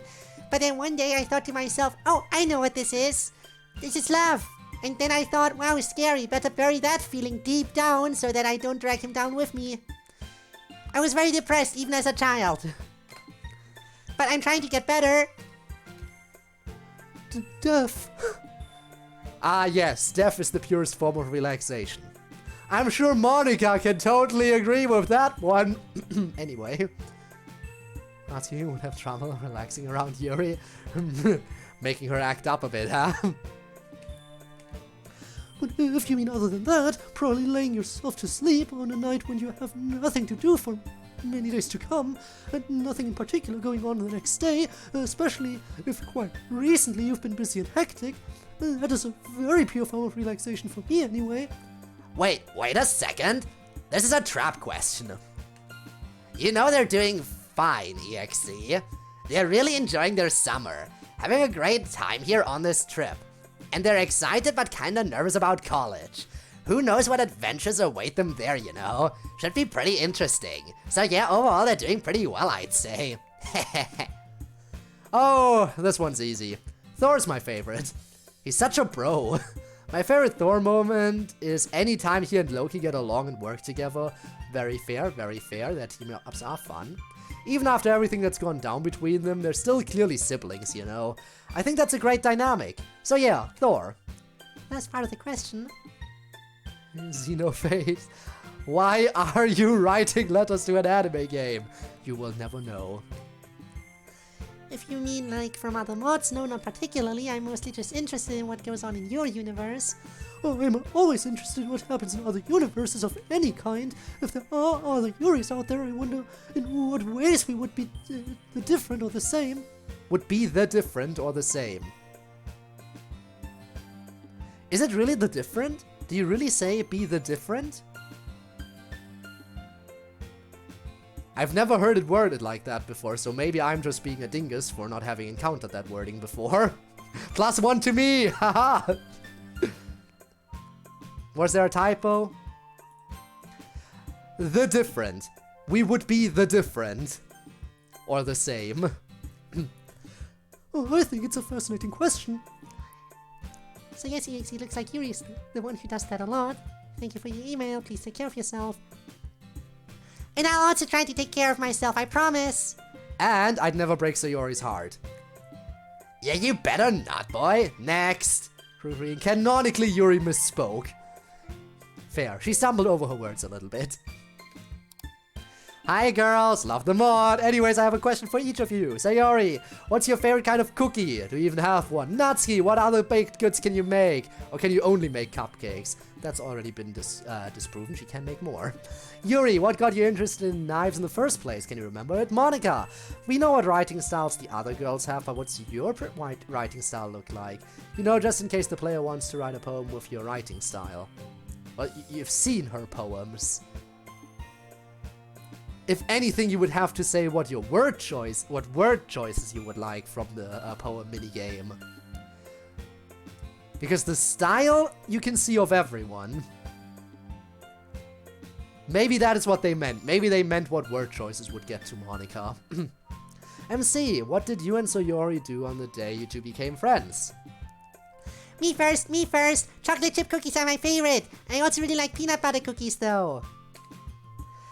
Really, I like most cookies. Even ones that other people don't like oatmeal raisin. But chocolate chip is #1. Can I make only cupcakes, they ask. Didn't understand what they meant either. Again, I feel like they probably meant the word choices like from the poem minigame. But that is not writing style. That is just words. If it can be baked, I can make it. Or at least I'd be able to figure it out if you give me a bit to figure it out. And maybe a couple practice runs. And I'd only really need the practice runs for something complicated, like a big layer cake or something. Otherwise, I can make all sorts of stuff. Cupcakes, regular cakes, cookies, pies, pastries of all kinds, bread. I can bake it all, bud. You name it, I bake it. Oh, good question. At $1 every time a viewer email has confused me, club meetings would have a lot more CGs. Wouldn't that be nice? Going forward, you can now send in any more emails with a $10 application fee. Alright, anyway, where were we? Oh, good question. I do remember the first time I became fascinated by knives. My family and I were out camping in the country, and my father did something that at the time seemed very strange. He got out a piece of wood and a pocket knife he always carried around and started just shaving slivers of wood off of the knife. I am told this is called whittling. It was fascinating to watch for me as I was very young, 8 I think. My father does not have the same knife fixation I have. He only has one knife, but he takes very good care of that knife. He always keeps it sharp, clean, and well maintained. And it was the same knife back when I was 8 that he was whittling with. Ah, I see. Well, and remember we need is your credit card number and expiration date, and the 3 numbers on the back. Yes. You know, for some reason me bringing up the application fee just reminded me of Danganronpa V3, like the Monokuma theater line. So not really spoilers, just a little thing. But Monokuma is like, hey, hang on, we ran out of material. You know, any show that goes on for a long time is bound to run out of material. So if you have any great ideas, send in your ideas with a $100 application fee. And the lucky member to get selected will receive... No, wait, it was the other way around, hang on. Send in your ideas with a $1,000 application fee. If you're lucky enough to get selected, you'll win a $100 gift card. It is truly genius. Sending in your idea with $1,000 application fee for a chance of winning $100. Great business concept. Maybe you should do that, Dev. Forcing people to pay for the emails and a chance of winning something less valuable. Totally Totally something that you could totally do, right? Especially because you totally own this IP and stuff, totally. Did I say totally enough yet? Anyway. It was the same knife back when I was 8 that he was whittling with. I don't know how to describe it. He was just so easygoing about reducing the solid object to slivers with his very beautiful and well-crafted tool. Completely ethical too, yes. I guess it's hard to get across the allure of it unless you're also into knives, but that was what got me started on it. I mean, you've seen a lot of my writing at this point, haven't you? I had a pretty distinctive style. You totally do, Monica. I'm always impressed with the way Monica's poems sound on the page. She uses spacing and line breaks and punctuation in a really unique way that force you to read her poem in your head the way she wants you to. Yeah, she's really good at rhythm and tempo. She's the best of us at that. Maybe because she's so musical. And she's also very good at using structure, like meter and rhyme, to add to her poems when she's in the mood for it. And she uses words and phrases in special ways in unexpected contexts that really make you think. It's very beautiful. Very poetic. We write about a lot of dark and cynical and depressing stuff here in the club. Actually, the five of us, MC and Yuri, are weirdly the only... Actually, of the five of us, MC and Yuri are weirdly the only ones that don't really talk about negative stuff super often. But Monica's poetry is probably the darkest overall. It's really close between her and Sayori. Me, I'm just cynical in kind of a fun way, hopefully. But Monica and Sayori poems are dark, about different stuff. Sayori's poems are dark in like a personal way, the things in her own mind, you know? But Monica's poems are dark on this whole other scale. Even besides her poems about longing for alternate realities, she writes a lot about universal themes of death and impermanence and stuff like that and how scary it is. And it's pretty potent stuff. She's really good at it. Indeed, Monica's very talented. I have always been impressed by her choice of metaphors. The eyes from her poem of that name, Perfect Circle, had an unforgettable image, and The Lady Who Knows Everything is still my favorite poem of hers. Monica tends to prefer the poetry where she is direct about her meaning, such as The Fall of Autumn, but I greatly prefer her imagery-focused poems. When she chooses to, she will create images like no other with her poetry. That is the poetry from her I love the best. Thanks, you guys. Hopefully that gives you enough of an idea of my style. We've sort of talked about this already, but there wasn't really a day Sayori and I became friends. Or if there was, it was when we were so young that we can't remember. Like she said, we've been friends basically our whole lives. So yeah, there you go. Next! For all of you guys, would you like to go to Australia? If so, why? Australia, huh? Yeah, I'd dig a visit to Australia. Aussie seems super chill. Plus, I'm kind of interested to hear if all the horror stories about the indigenous wildlife are as fun as they say.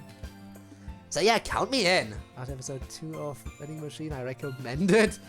If you like trash isekai, that's just ridiculous. Alright, fine, I'll have to give it a watch at some point. Maybe one day. Fun, yeah, very fun wildlife, right? I'm not as interested in the scary wildlife, but I would like to meet Australians. They seem very friendly. Plus, a lot of Australians seem really pretty. Australia seems lovely. While I am not much of a traveler, I would not mind spending some time there, perhaps in the future. Sure, why not? I've never actually been overseas before. Australia seems like a good place as any to start. My sentiments exactly. Whether it's our world Australia or real world Australia, I'd take either one. It's reasonably close and it seems nice. Yeah, like some of the girls said, Australia has a reputation for being very friendly. Incarnating lethal truck in another world? I wouldn't even be surprised if that's a thing. Because the isekai truck is a thing that exists and it's coming for you. National language is screaming or so I hear. Yeah. And I think that's a really good sign for a country. I definitely want to come and see if that's true. And there you have it. Next! Do any of you play TF2? If so, which class do you main? Also, can I get a Discord invite? Felix. Gamer time, baby! MC and I are the only 2F2 players around here. I don't really main anything, but I end up playing a lot of Demo Man and occasionally Heavy. Whereas I main soldier. Sometimes I play sniper or scout. Fine choices. Indicative of a man of skill. Yeah, sniping obviously takes skill, and I'm sure MC is all about those rocket jumps then, huh? Honestly, I don't play shooters really mostly at all. Very, very few exceptions, like Danganronpa another episode, but that's because I enjoy the Danganronpa franchise, not because I enjoy shooters. MC fucking loves rocket jumping. I am not surprised. But yeah, I do like to observe TF2 like from an outsider's perspective. Like, I like Meet the Team, and I don't know if any of you are familiar with Lazy Purple's How It Feels to Play series. That's really fun, even for someone who doesn't play TF2. Crazy rocket jumpers. Who do you think we'd all be if we were mapped to TF2 characters, MC? Well, obviously I'd be Soldier. Very default class, very normal, but he's got hidden depths to him. True, that tracks. I'm not sure you'd be Demo Man, though. I know that's the obvious choice, because you actually play Demo Man, and also haha Natsuki and explosions, but you're more sophisticated than that. I think you're actually a better fit for Scout. Move fast, mess people up at close range, and troll them. Yeah, that makes sense. Sophisticated take. What about Sayori? Medic? Yeah, definitely Medic. Ow. Thanks, Rob. Let's see, that leaves Yuri and Monica. What do you think for Yuri? Oh, definitely the spy. She's sneaky, she likes knives, full package. Oh man, you're totally right. I forgot about all that. For Monica, Engineer. Yeah, she does a bunch of technical stuff and doesn't have to kill you herself because she's created an elaborate system that kills you. And also she seems really calm and friendly when actually she can be super deadly. So yeah, that's everyone. What about Code? Who would I be? Good question. Would I also be an engineer? I don't know. I what do you all think? Who do you all think I would be? Because I do like, you know, setting stuff up more so than actually getting in on the action myself. So that would probably make me more of an engineer main. Maybe Medic? But probably more so engineer. Easter egg in Quake 2 has a ledge you can rocket jumping if you get up there. It displays you crazy rocket jump. I see. Can yell. I have no idea. That isn't even that wasn't even. I can't even hit the German accent anymore. I am German. I always have the German accent, but I can't hit it heavily right now. What is wrong? I have no idea. That doesn't sound too strong. My accent isn't strong enough anymore. I have killed my accent. Slowly but surely, it's decreasing. Compare all of this to when I started streaming. It was probably far more noticeable back then. Also, back then, I sound like a little bitch. I have no energy. I bring nothing to my streams. I'm just sitting there. Okay. Well, that looks interesting. I guess we could maybe, like, learn this move. And then we can possibly set up for the next gym or something. Like, that's the kind of energy I brought. So shout out to all the OGs who were around for that era of code. Be either Spy or Scout. Fair choices. Wait, what about me? I don't know this game, but I'd still like to know my archetype. Pyro! Nobody's surprised, I guess. I guess that shouldn't come as a surprise. Well, that answer ended up being very interesting. Your invite was sent, Felix. And proceeding to the next email. To all of the club! What is your favorite place to go to other than the club itself? What was the best thing you did in the club and why? Which of the books you've read do you like the least and why? I guess let's see these one at a time. I like to be out in the middle of the city, as I've said before, especially in the evening or at night. I feel very alive when I'm in the midst of bustling people. The best thing I did in the club, I guess I'd have to say helping for Yuki. That was really important and difficult. And you brought me back also. Give yourself credit. You have thumped your nose at death. I have. I guess I deserve some credit for that. As for which of the books I've read that I've liked the least, I honestly could not tell you. I only really remember books I like. If I didn't like it, that means that I probably forgot about it pretty quickly. What about you, MC? Obviously, I like spending time at Sayori's house. Other than that, I like going out to eat a lot. Restaurants are a lot of fun. And tasty. I'm not sure what the best thing I've done in the club is. Everyone else has done these really epic and awesome things, whereas I haven't done anything particularly of note. Counter offer, the time MC was alone and had to figure out everything by himself about how to bring everyone back, with no help from the others. If that wasn't anything amazing he has done, then I don't know. You literally willed yourself into existence. Oh yeah! I always forget about that. I did do that, didn't I? Let's go with that then. Like Monica says, it's pretty tough to pick a least favorite book. I'll go with one Sayori and I found recently. She ran up to me laughing and showed it to me. It was called How to Talk So Your Husband Will Listen. And honestly, it was absolutely ridiculous. It was full of the most absolutely patriarchal woman should be subservient nonsense. It was so bad, it was just really funny. We need the old code back, you ain't getting the old code back. So yeah, I'll go with that. Giving Natsuki my confession letter was extremely difficult. It was very hard to even sit down and write. Working up the nerve to actually give it to her, in fact, and not just in imaginary rehearsals, was tremendously hard. I give myself much credit for actually managing to do it. Even though it might seem mundane to the rest of you, from my perspective it took a lot of courage, so I suppose I must say that was the best thing I did in the club. I have read many poor books, but like Monica, my memory of them flits away the second I put them down. If it were bad, but made a large impression upon me, so to be remembered, then it could not possibly be that bad. Did Yuri even answer the question about where she likes to go other than the club? I think she left that one out.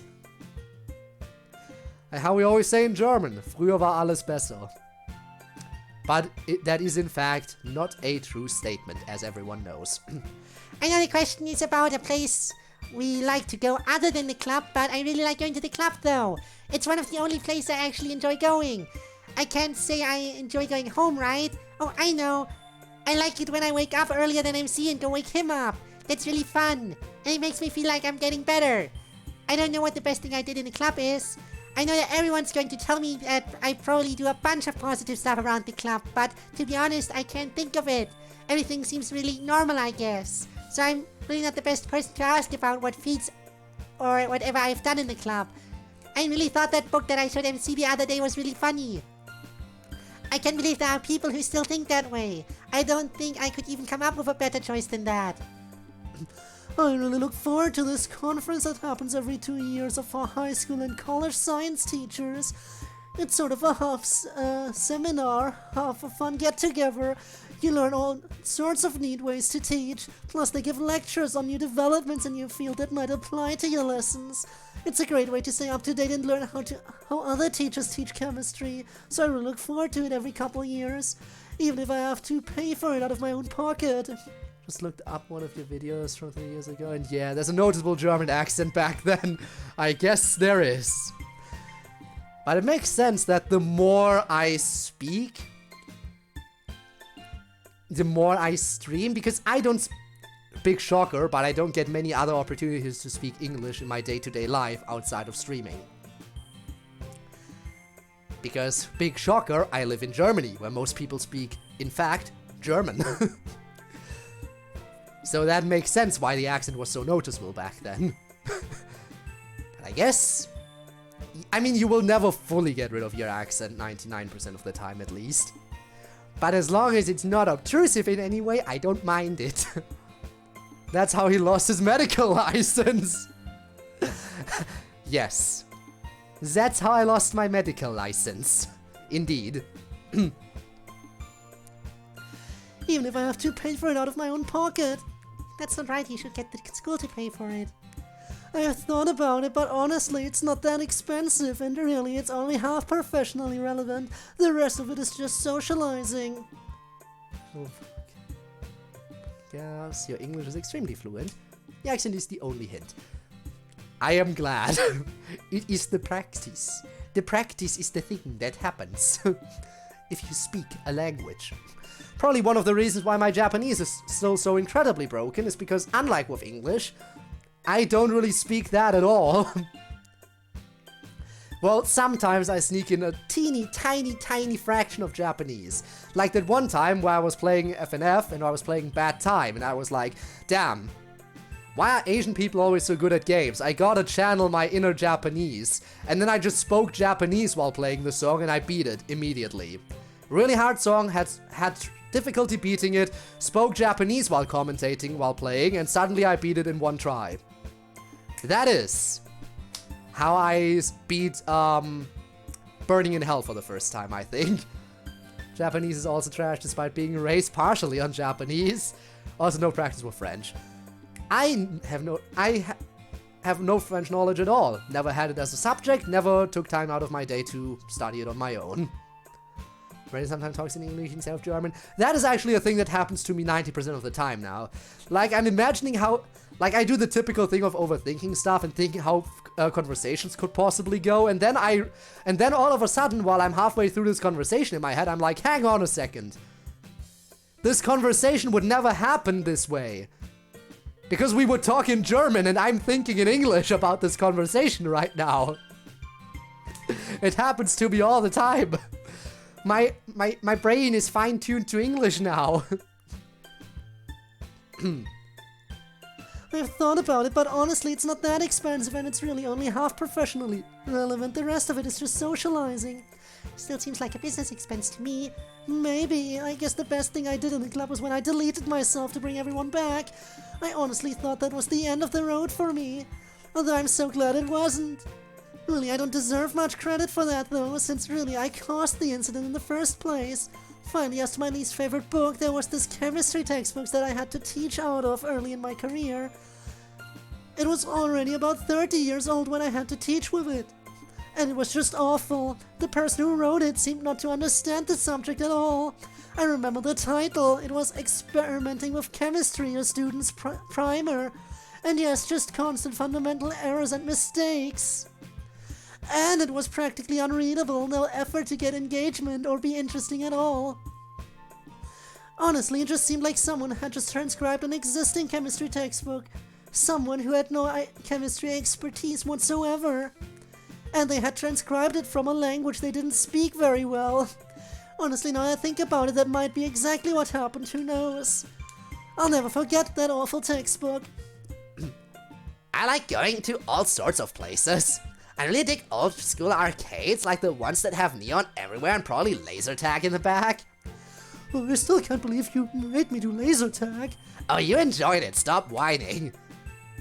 Man, I'm kind of an MC's boat when it comes to cool stuff I've done in the club. I haven't done anything super noteworthy or neat. I just show up, hand over my poem, and sass everyone a lot. Well, I think that's pretty neat. You're right, it is very neat. First thing I've ever read was Nisekoi Absolute Garbage. I'm not even going to talk about why. It honestly is not worth the critique. This email looks like it has more parts to it. Does. Let's hit it then. To Monica and Miss Ida, what are your favorite books to read? Interesting. I learned a bit of French in school, like all Canadians, and then a few years ago I learned a bit of Hungarian because I visited Hungary, and afterwards I found my brain wanted to go back and forth between French and Hungarian, tried to speak either of them. My brain compartmentalizes English and other languages. Naruto. Very interesting. I mean, again, I don't think it does that for me. Partially, the reason it doesn't do that for me is probably the following reasons.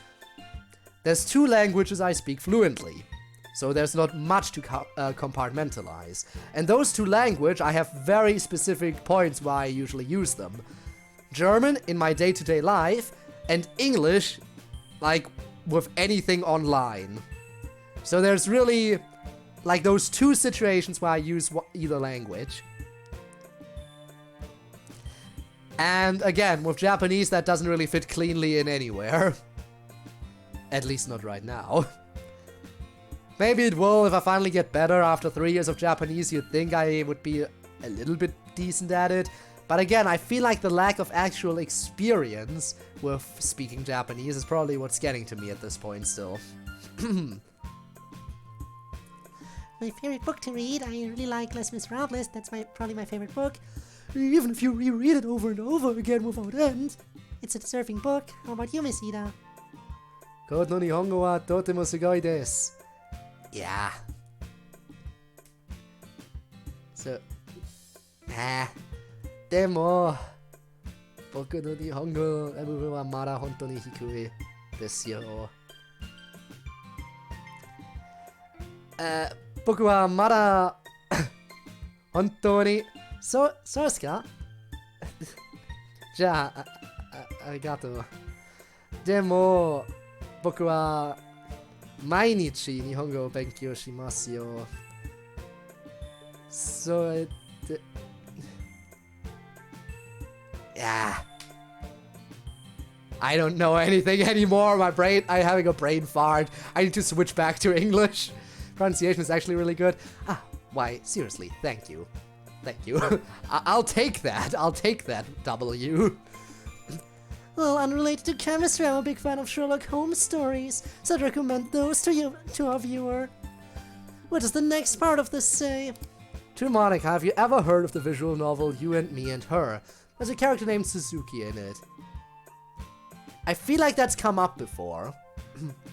What do you think of the character? Asking you since Suzuki is self-aware like you, so I figured who better to ask about this than you, Monica. Oh, hang on.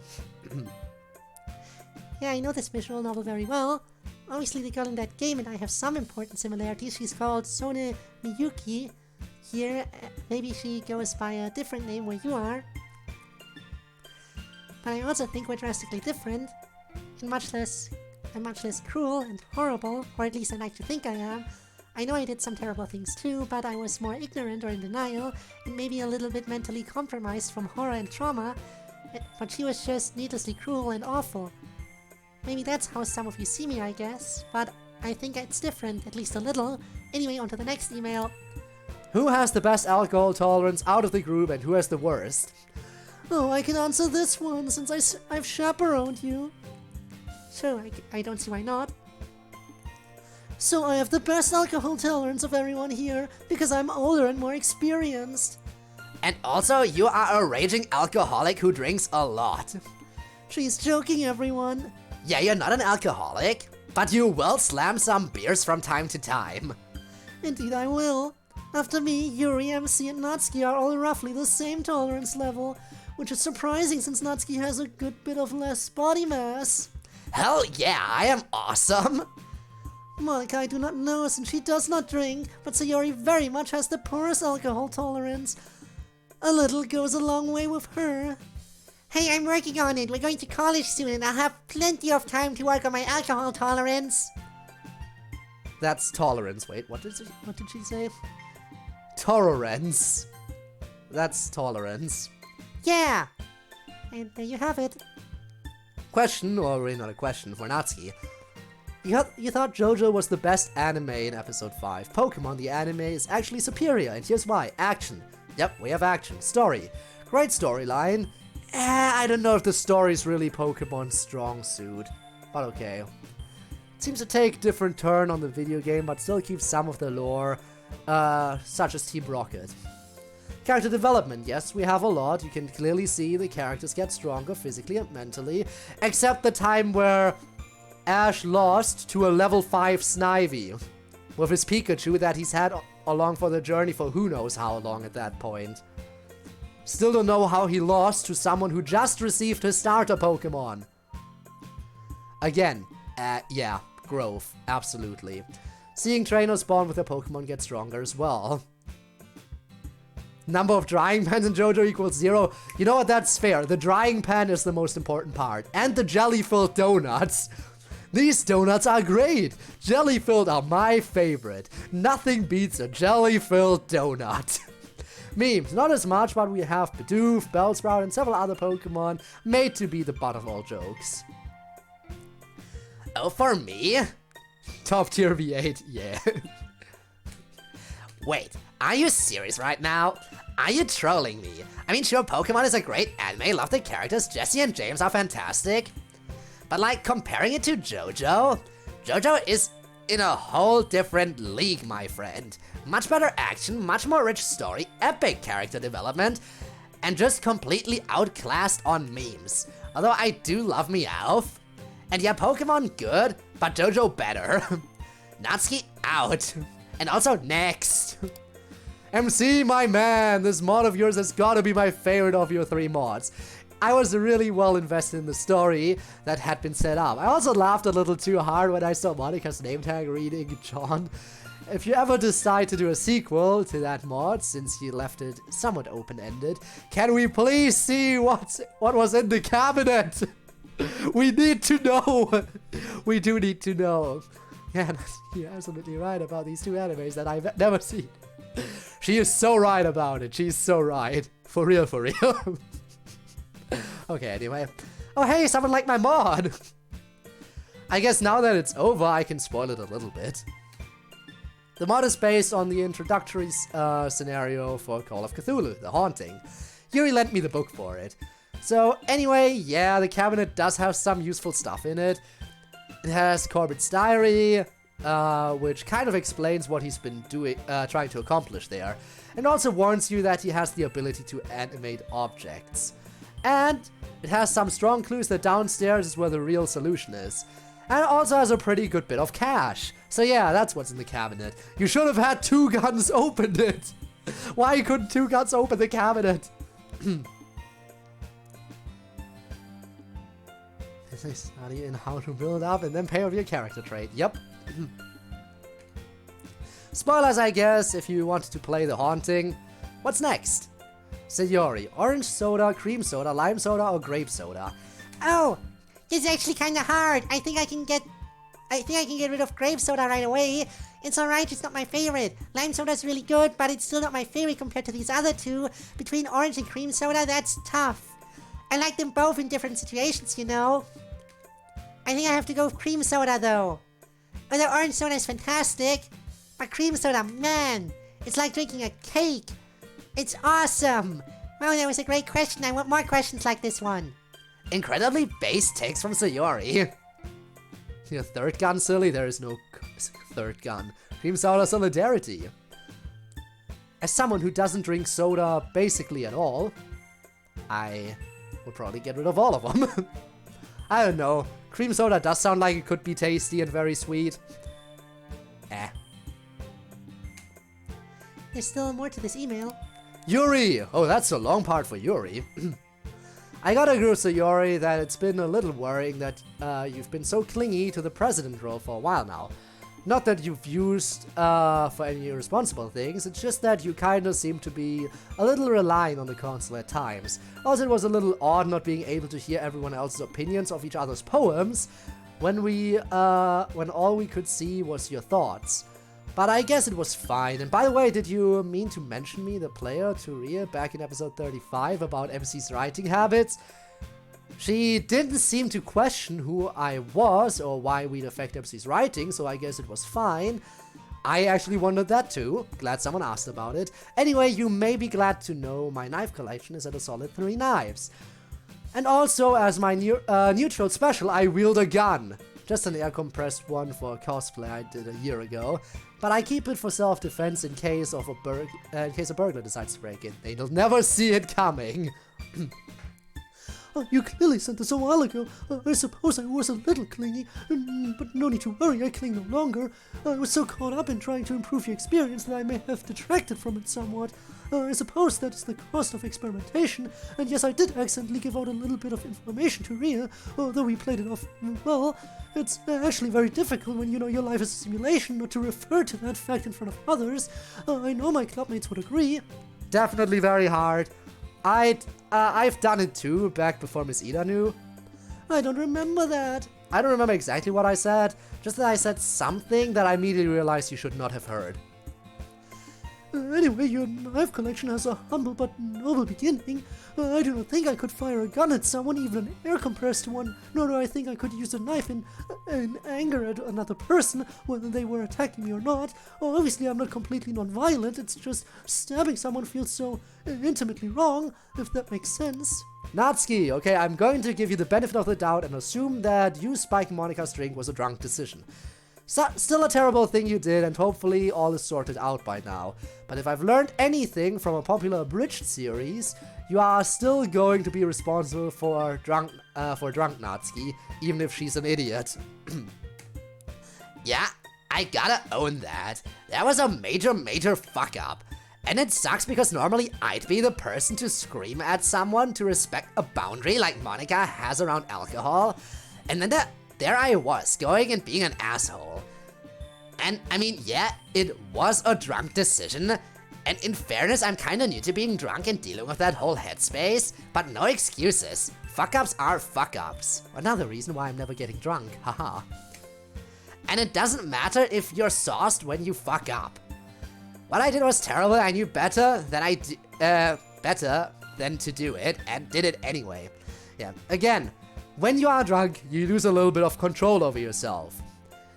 And I'm not sure, I don't want to do things that are just objectively bad. And I'm not sure I could take responsibility for whatever drunk me could do, because I don't even know how alcohol would affect me. And I plan to keep it that way. I plan to never find out how exactly alcohol affects me. So I don't have to find out if I even have if I even have it in me to take responsibility for drunk me. You will never see a drunk code. I have apologized to Monika and I won't ever do something like that again. And that's all I can do about it now. That's all you need to do about it now. Thank you, Natsuki. Drunk, they do dumb things. When I am drunk, I unconditionally sleep. One can hope that that's how drunk me would act, but I will never know. Miss Ida, how do you deal with burnout? I'm asking you specifically because for me it's work related, and no one in the club is now currently employed, as of me typing this. The burnout isn't currently affecting my mood anymore, but I work, and when I'm not doing that, I lounge and do nothing with my weekends, unless someone asks if I can come over. Is this even burnout, or is it just what being an adult is like? Ooh. Oh boy, yeah, good question. I hate to break it to you, but yeah, this is what being an adult is like. You only have so much energy, and work will take so much of it that even your off time is affected. I have all these ideas for things I want to do with my time off, work in my garden, write a book, things like that, but 9 times out of 10 I just drink beer and watch trashy TV, because that's all I have the energy for. In terms of dealing with it, well, you really do need to have active things you do besides work, and you have to stick with them. Just some things that get your mind engaged on something other than work. And do try to spend time with friends, even if it's just something every once in a while. You have to have things coming up that you're looking forward to, that's important. Otherwise you can really start to feel like never-ending drudgery. Even if you actually enjoy your work, and not everyone does, so yes, try not to overwork yourself, have other things to do, have things to look forward to, and commit to doing outside work stuff. Overworking yourself is a bad idea. Said the guy who had to fill in when 2 of his colleagues called in sick. Oops.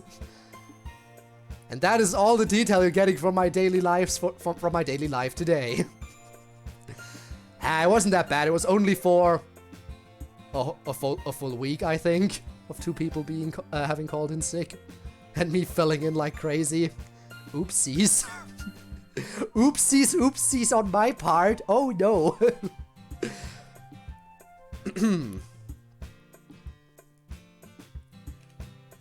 That's the best advice I can give. Just be aware that so far in my experience you seem to have less and less of that mental energy as you get older, so enjoy your youthful days while you can. Thank you, Miss Ida, very cheerful. Just trying to be honest. Monika, I hope all is well with you. Alcohol has never been my thing either. Not for the same reason as you, though. I just don't like the taste. One exception being the amazing black licorice tasting Sambuca. Regardless, I hope that I'm at least able to curb any attention to the situation with some drawings I made a while back. the general questions, and some videos. The last part is for me, I see. Yeah, for me it's nothing to do with the taste, although from the little I accidentally had, it doesn't seem great. No, for me it's all about control. I'm hugely threatened by anything that shakes my self-control, just a troublesome personality trait of mine. Anyway, thank you for the distractions, I appreciated them. Next email. So I have to admit something, I'm a bit silly, but Monica, you are the one that got me into drinking black coffee. I remembered how in an older mod, you said you preferred black coffee, and I thought that was both really cool and classy back then, so I started drinking black coffee too. Now I've been here with you guys for a while, and you guys actually inspired me to write some poems. I've been writing one about once a night now. Here's two that I wrote. One is a little more personal, since I feel a small sort of kinship with Monica. The other I tried to write in Natsuki style, and I'd love it if you could give me some advice or tips how to do better. It's attached at the bottom. And a final question for everyone. If you could come to our world, what would be the first thing you do? Black coffee sure is an interesting beverage, isn't it? I actually have kind of moved away from coffee myself. Anyway, since we already answered what we do in your world, if we ended up there, let's get right to the poems. Knives in my bed. There are knives in my bed, sharp and unsheathed. Is it because I'm a masochist, hoping to be cut? No. I keep danger around, because I am too lazy to deal with it. Blades are both tools for food and cutting. There are knives in my bed. I should probably do something about it. So this is clearly the one you wrote in my style, huh? I think you did a great job. The fact that it's immediately identifiable as being in my style is a good sign for you.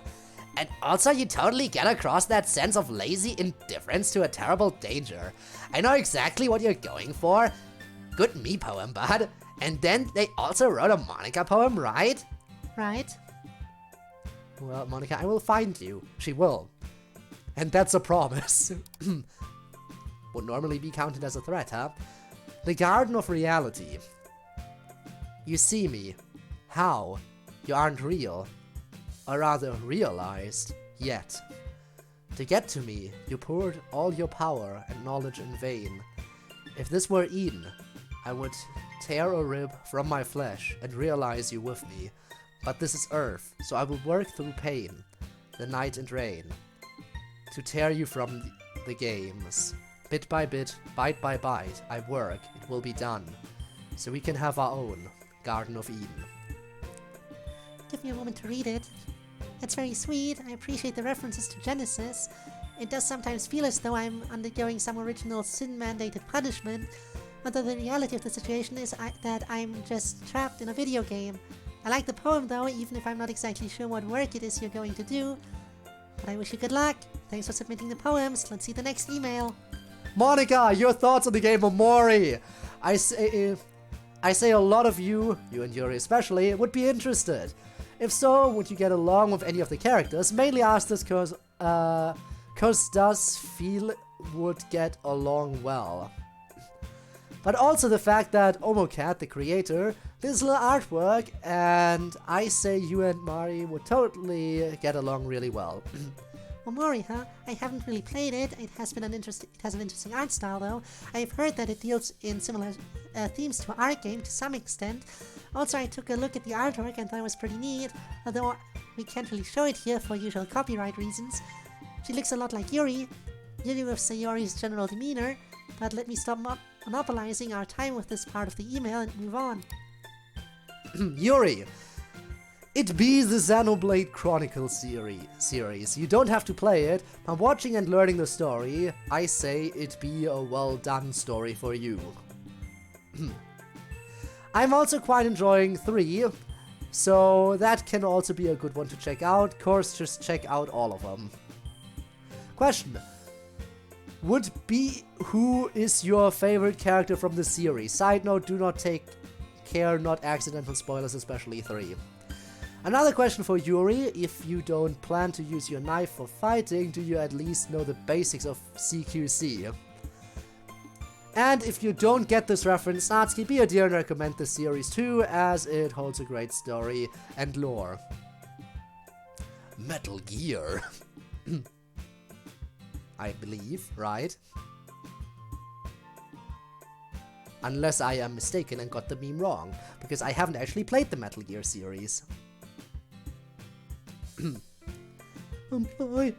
You can't just ask Yuri video game questions, okay? She doesn't really game, mostly. Anyway, Yuri seems like she'd be a Shulk fan. While I myself am a big fan of Yuri. And while I get your meme, I don't think that Yuri's really into using her knife for fighting in any way, CQC or otherwise, although she does pretty clearly know some non-knife CQC. Okay, next part. MC, you mentioned before, I shall bring it up as it is one of my all-time fave, FTL Faster Than Light. If you are big on it, may I suggest the mod Multiverse? It really goes far, expanding the game into a sequel. New race, new ships, new weapons, new everything. It's very glorious if you're dedicated to the original. Another recommendation, unless you already played it, would be the Fire Emblem series, if Nintendo is kind of milking the hell out of this game. I enjoy it nonetheless, except Fates.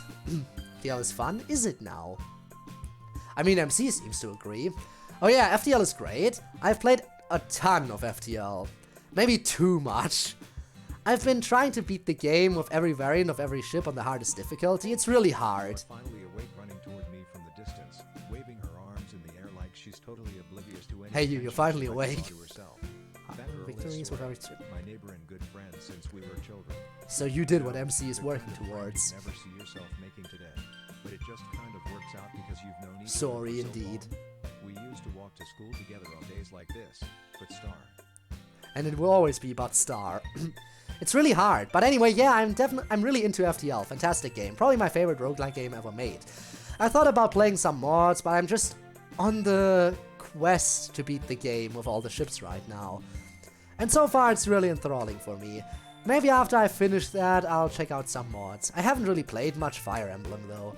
I know it's a tactics game and I like those, but it just has so many units. Sarah is the big Fire Emblem fan. Engage was so good! Shortly after I played this part of the mod. Well, that's fun. Maybe this gave you the motivation to pull through then, huh? Out of context spoiler for... If it's out of context, then it's not really too much of a spoiler. So you know what? Sure, feel free. I'll take one. Natsuki, I demand your knowledge. It is time for you to look inward and start asking yourself the bigger question. When will Minecraft 2.0 come out? And when will the last Terraria update come out? Anyways, may I recommend you or someone the epic Battle Fantasy series, your average everyday turn-based RPG, with very silly and likable characters. They also throw a ton of references here and there, and has tons of fan arts made for the game. The developer has a really welcoming community. I absolutely enjoy the hell out of the music from the game by Finra? As well as any original tracks she's done. One question, I'll ask for Stardew Valley, what mods would you recommend for me, as I'm planning on doing a cooperative farm with an overhaul of mods. Since I already did 100% the base game. Emily's best girl, who's your best boy or girl, even if they aren't a bachelorette. Here's my... Sometimes the best weapon is the porno bag. An amazing weapon! Where does one obtain this weapon? And can you give me the details of this weapon? I'm looking forward to that one then. I'm off to type myself to sleep again. At third, Stephen was deleted without my notice. What was deleted without your notice? What? Anyway, sure, type yourself to sleep. I'm sure you'll do fine. Quality literature to be sure. Oh, one can be certain about that. When will Minecraft 2.0 come out, he asks. I'll tell you when. When Minecraft 1.0 is no longer a money printer. And that does not look like it's happening anytime soon. Terraria, that's harder to say. They just keep going. But even so, there's only so much you can add to a video game. So I give them a year and a half. Never heard of the epic battle fantasy, but I'll look into it. My favorite Stardew mod is Stardew Valley Expanded, which basically just gives you more of everything. It's a lot of fun if you've finished the base game. Definitely try it out. Emily is a respectable choice for best girl. She's definitely way up there. She does her own thing and she's independent while still being friendly. But Abigail is my favorite. She's awesome. For guys, Gunther, Marlon, and the wizard are all badass, but the best dateable boy is Sam. Sam is a bro. Alright, next part. Sayori, need a co-op game with MC? How about A Hat in Time? I wonder about A Hat in Time. What could this game possibly be? It's not like anyone recommended me to play that yet. Does anyone think it's a game worth checking out that I've never heard of?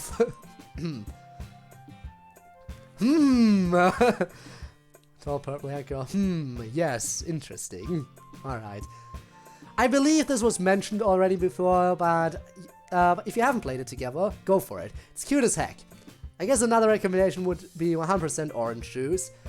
Interesting title, I know, but best way to describe it, it's anime Mario Party, with the mini games most of the time. Pretty fun and interesting characters as well, from a bunch of other games also made by these devs. Question for you, is there ever any instance you're not wearing your bow?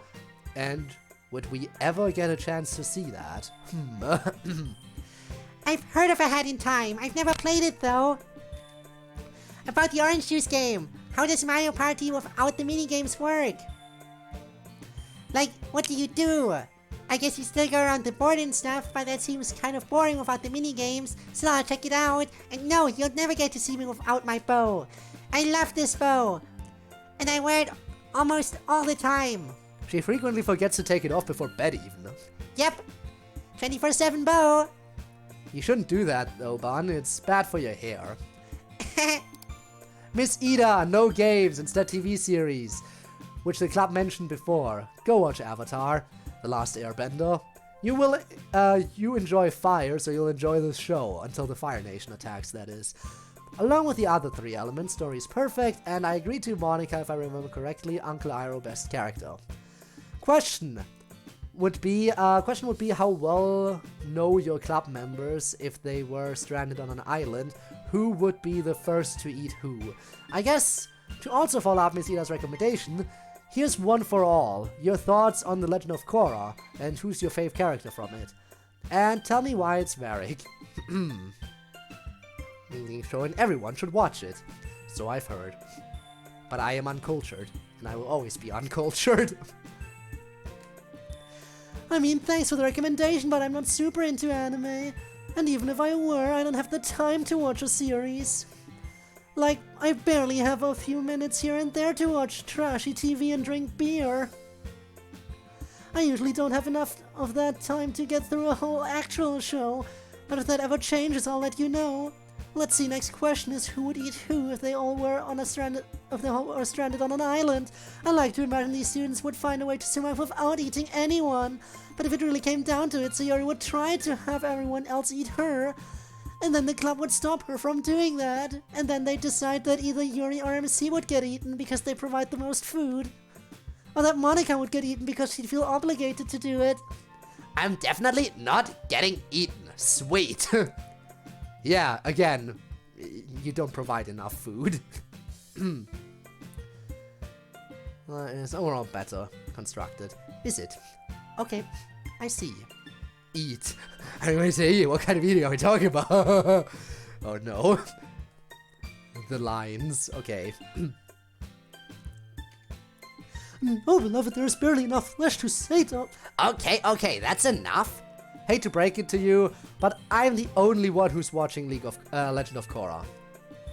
Not even Natsuki has. There is too much stuff to watch. True. Anyway, my favorite is old Katara. Her being super old and powerful is a cool arc for her. I know she's only a minor character, but she helps out in key ways, and she's just really a badass throughout. I love that for her. Sounds like I need to watch this. You do. Well, for now, next email. Hey club, I hope that everyone's doing well after the incident in episode 35. Anyway, here's a bunch of questions for everyone. Suppose you find a functioning nuclear reactor sitting in the club room. You're sure that it wasn't there before, but asking around reveals that it was always there to begin with. What do you do next? Fascinating question. In someone else's email they mentioned something about DDLC the RPG. I'm curious whether you managed to finish or at least play it. I really hope I don't upset whoever originally asked this and have Natsuki sent after my spine. What's the most unexpected thing you've seen in the episodes? So I'm working on a DDLC mod and I'm trying to imitate the style of someone who hasn't written a poem in a long time. It's likely going to end up as me being a self-insert, given the context. How well do you think I was able to replicate the style? The poem is located below. Dirty in Legend of Korra? One place she never wanted to be. That is kind of doing a character dirty now, isn't it? Well, I think I speak for the club when I say that if there were a functioning nuclear reactor in the club room, we go right to Miss Ida with that information. She seems like the best equipped of us all to deal with that. Seconded.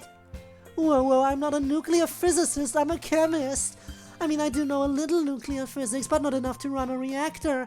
Anyway, the first thing I would do would be to scram the reactor and report the situation to the school. Can't have nuclear reactors sitting around a high school. Or at least that's my opinion.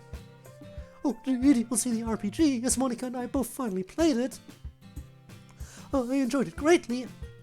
It must have been really hard to make. Fitting on all those JRPG style elements into our game world is a tough build. But they did it. I had a lot of fun playing it anyway. As did I. I quite enjoyed it. When there are game genre shifts in our mods, in the mods of our game, I hope to see more like that one in the future. Let's see, the most unexpected thing in an episode. Destruction, no destruction, please. Pretty cool, I can recommend it. I have so many more recommendations already. And there are other games I need to play too. The pain, I need to stream 24/7 now. You have to remember that we don't experience our lives as episodes. There's a whole bunch of stuff that happens that you don't see, and there's a whole bunch of stuff you do see that we don't realize that you see. I know it's episodes to you, but to us it's just our normal lives. I guess the question is, what the most unexpected things since we brought the club back together? Honestly, for me it's probably Sayori dating Kenzo. I have to say I did not see that coming. Yeah, same here. That was a shock. A horrible, horrible shock. Although there was another, It's okay, beloved, I know what's troubling you. Yeah, it was really surprising when Yuri punched that kid. Yuri's not a violent person, you guys. That came out of nowhere. It was actually kind of scary. I was definitely surprised, and it was definitely surprising. I think for me it was the night Monica knocked on my door and told me that Miss Ida had just sacrificed herself for us, and she had just saved for Yuki and needed to save Miss Ida also, and needed my help. There was a lot of information to take in at once, but I was glad to help. Obviously for me it was learning about all of this being a simulation, and then trying to rebuild the world with your help. That was quite an experience. I wish I could say that Sayori getting together with Kenzo was completely unexpected, but honestly I've always been afraid of losing Sayori, whether to another guy or entirely. Plus I know her pretty well, and she was afraid she might do something to push me away. So even though I was surprised, it's probably not the most surprising thing. I was most surprised by Fuyuki suddenly being better. That was amazing. I had totally prepared for her to be gone and Natsuki to be super bummed. Yeah, me too. Proud of you, Monica. Thanks, MC. Natsuki and Yuri getting together. No, just kidding. Everyone knew that was going to happen. Oh, no. I have been trolled. For my real answer, I guess a lot of surprising things have happened. And this thing I'm gonna say, maybe it's just fresh in my mind, but I was really surprised Monica decided to come with us to the same college. She could have gone anywhere. She's really smart and she could do anything with her life. So I was super surprised when she decided to come with us. And I'm worried that maybe she's throwing away chances to do stuff she really wants to do to be with us. Sayori being with you all is what I really want to do. That's why I decided, after thinking about it for a long time, I still have plenty of opportunity to do whatever I want with my life, at this college or otherwise. And it was really important to me that I get to stay with my friends, especially you. Thanks, Monica! Still nothing. Now let's take a look at this poem the emailer sent us. The fortress. A fortress lies in the snow, with a shining metal gate, grey concrete, and steel stretches to the sky. Yet there's not a soul in sight. Here, in case someone takes flight. Here, in case it was their option to try. Was it a fluke for me to investigate? Or were its secrets meant to be found below? Stairway spiraling underground, corridor stretching forever. This place is cold, and it's really dark. Now I know I've met my doom.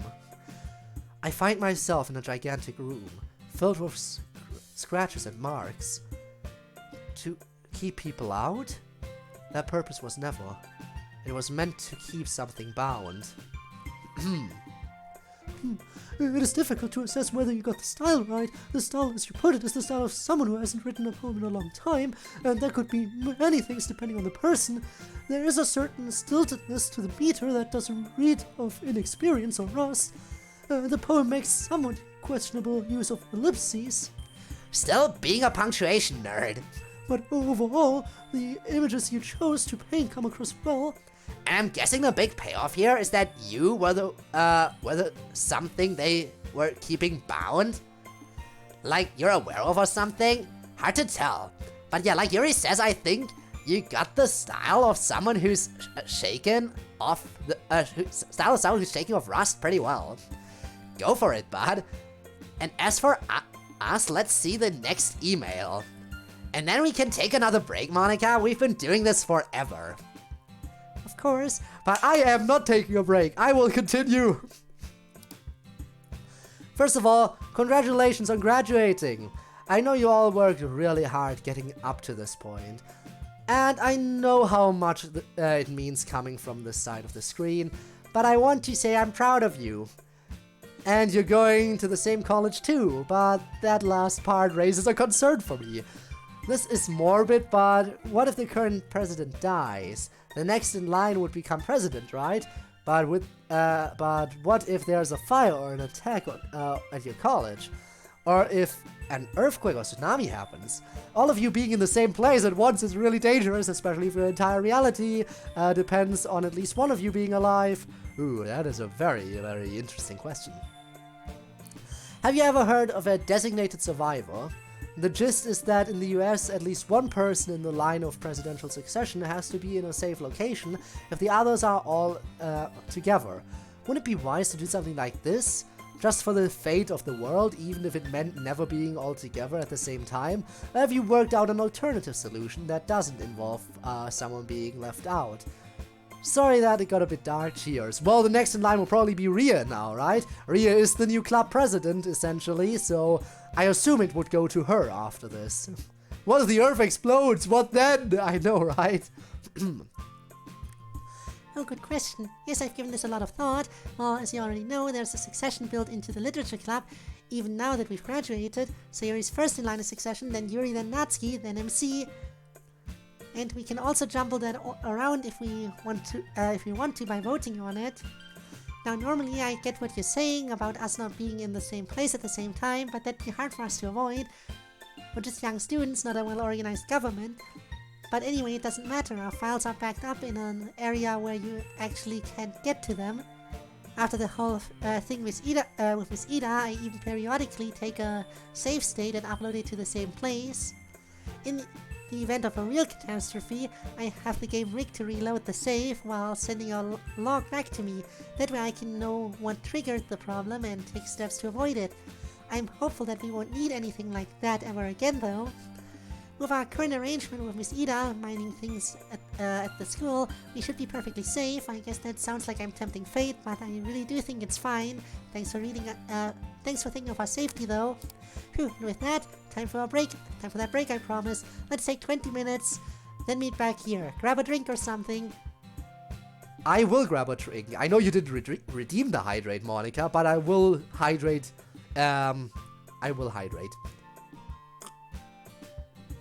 Because Monica obviously can't be in chat, haha.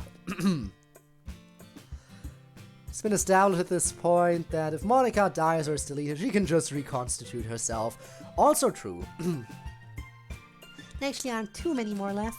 See you then. 27 remaining, alright.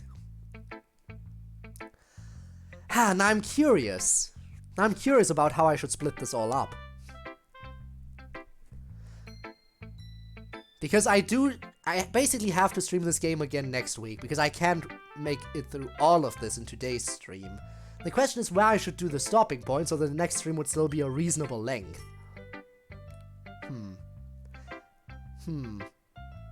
Actually, didn't I pick up a short mini-mod by Tormuse in case I ever play a DDLC mod and run out ahead of time? I think so. Yeah, I know I don't have time for the third email section entirely, but I can get started on it. Enough time to do a bonus feature. I could get started on it, and then next time we will see.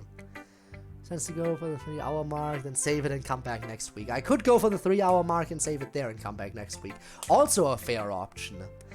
Ha, curious. What shall I do? Well, in any event, I should probably get started at least on the next email section. Club email bag. Part 3.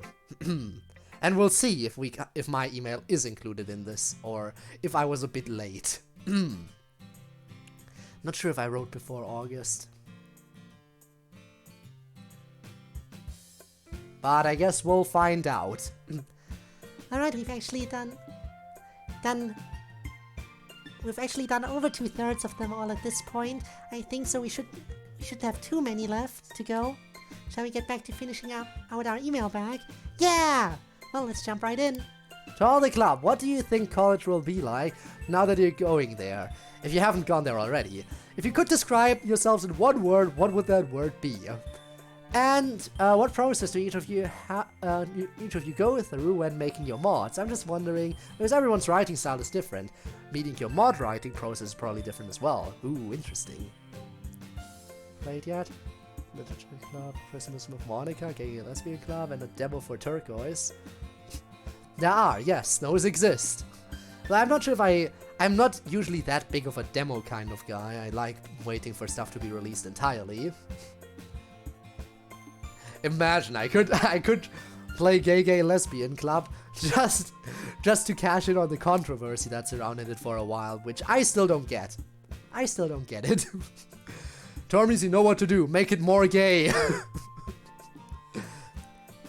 lot of questions for all of us that are going to college. I guess let's take it one at a time. I'm hoping college will be exciting and new. That's also what is somewhat anxiety causing about it. We'll probably meet a bunch of new people and take a bunch of more difficult classes. But it's a smart group, we'll be alright. And we'll always have each other. If I had to describe myself in one word, controlling probably. I always need to control everything, myself most of all. And I was always like that, not just before I realized that I kind of literally can control everything.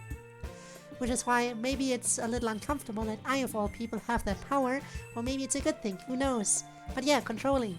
When I write mods, I look at what the general concept is, outline it, and then start writing. All of my club mods so far have been very easy, in that they are all easily divisible into chunks. My last one is just a discrete set of a few dozen mostly unrelated vignettes, and then the one before that was 4 unrelated vignettes, and the one before that was 10 unrelated vignettes. That definitely makes it easier to write. So Yuri, how about you go next? This will hopefully be out within the next couple of months or so. Still waiting on a CG, and I'm going to need to get my friends to test it, which I consider a vital step in the creative process. Yes, having playtesters definitely helps a lot, I feel like. So Yuri, how about you go next? I'm a little worried about college. I'm really used to how things work in high school. And in college it's going to be a whole new set of things that I have to figure out. Plus, I know they never say it themselves, but everyone else here is a lot smarter than me. So Yuri, that's not true. Says the one who got into more colleges than Natsuki. Damn right it's not true. Guys, well, I should say I'm worried I won't be able to keep up. And I'm also worried that maybe I'll get more distant from my friends. Not lose them, but you know, they'll probably make other friends, so I guess I'm pretty anxious about the whole thing. If I had to describe myself in one word, fragmented? I know it sounds weird and bad, but it's better than it used to be. Part of me feels whole, and part of me doesn't. But anyway, for my first mod and my last mod, I just sat down and wrote them. Or the dialogue, and how I wanted the characters to look anyway. I know a little coding, but I mostly leave it to Monica to do that. The one that was really hard was Natsuki Quest. But that was also really fun. I had to make a little map and put items on it and write like so much dialogue. I really wanted Natsuki to have unique reactions to everything in the whole game. But that was a lot of fun, a lot of work. Fortunately, everyone else helped me out a lot, including Natsuki, who wrote some of the stuff herself. I had to give it authentic Natsuki flair. I think college is going to be a ton of fun. Honestly, I cannot wait to be out of that house. Living somewhere else is like the dream. I note that getting an education seems somewhat secondary. Yeah, well, I mean, I guess I just take it for granted that I'm going to get an education. That's been forced on me my whole life. And that won't be too different probably, other than it being harder. I'm excited about the new stuff. The different stuff, you know. For the word to describe myself, that is powerful. I am powerful. There are none who shall disagree. As for my mods, they're all pretty straightforward. I have whatever recipe in mind, I go through it, I add gags along the way. Less gags for the last one with Yuri. The gag there was that there was no gag. For me, I think college is going to be a pretty big challenge. No matter what Sayori might think, I'm the actual dumb one of the literature club. But yeah, again, to come back to that topic of how I should time stuff, I probably will call it quits earlier today, like at around the 3-hour mark. And then if the next stream ends up being a bit shorter, who cares? I've done other DLC streams that are a bit longer. We'll see how it turns out. No, you're not! No one is the dumb one of the literature club. We have no dumb ones. Well said, Yuri. Well, just like Sayori, I'm intimidated by college-level coursework. But at the same time, I feel kind of eager for it. To miss next week's stream? Don't be sad. And if you really, really want to see what I thought of things, I mean, there is the mod, but it's more so I would be sad if I missed out on the mod. Well, dealing content I dearly want to see a reaction to. The VODs are always a thing, but I guess it's not the same thing as being there live. It is very different to just watch. On the positive side, watching a VOD has the benefit of you being able to skip through stuff that isn't as interesting. That is the one big upside with VODs. Yeah, it's not as interactive, but if you're in a segment where you're like, yeah, this isn't that interesting, just hit the skip button a little bit. But at the same time, I feel kind of eager for it. It's a new challenge. And one that I have to face while living on my own. It's hard to describe why, but I feel really, I don't know, ready for that.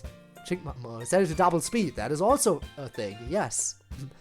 Like, I really want to dive into it somehow. But anyway, like Sayori, I'm a bit excited.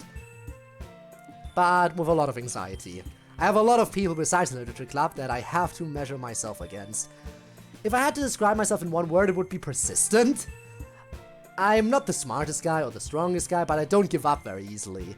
That's a strength I've learned I have over the past few, well, I guess semesters. Or years, whatever you want to call them in here. Other than that last one, my mod, other than that last one, my mods were all pretty easy to make. They were just straight shots without any branching choices. The drunk one was pretty easy to reconstruct just from what I heard had happened, plus plus what I know of everyone. And the body swap one sort of just wrote itself too. The RPG one, now that was tricky. Had to set up some branching player choices, but really the challenge there was writing such a long one mostly. It wasn't too hard after Yuri explained how to do branching player choices. Yuri, I guess you'll finish us off?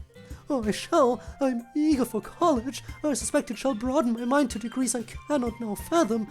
I will learn so much. I hope I will be able to decide what I wish to do with my life, but that is a grand decision, and I too have anxiety mostly about that decision, but I will look forward also to an alternate living arrangement, albeit for slightly different reasons than my girlfriend.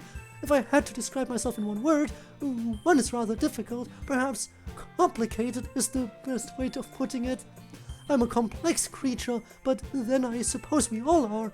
I have tried to vary my mods considerably. I try to challenge myself each time to make a mod to learn something new about it, since the whole point for me has been to help myself learn coding. A simple horror story retelling was easy enough for me, and then this short-form dating simulator was an essay in basic branching storytelling. Forgot that Yuri said that. Did you now? And honestly, I don't know what I was thinking with the punctuation mod. I think that was a writing challenge. It was like I was daring myself to write about the most boring topic to others imaginable and try to make it interesting. I am not at all sure that I succeeded, but I hope it was at least enjoyable in parts. Anyways, that's all. Pure genius, Yuri, pure genius.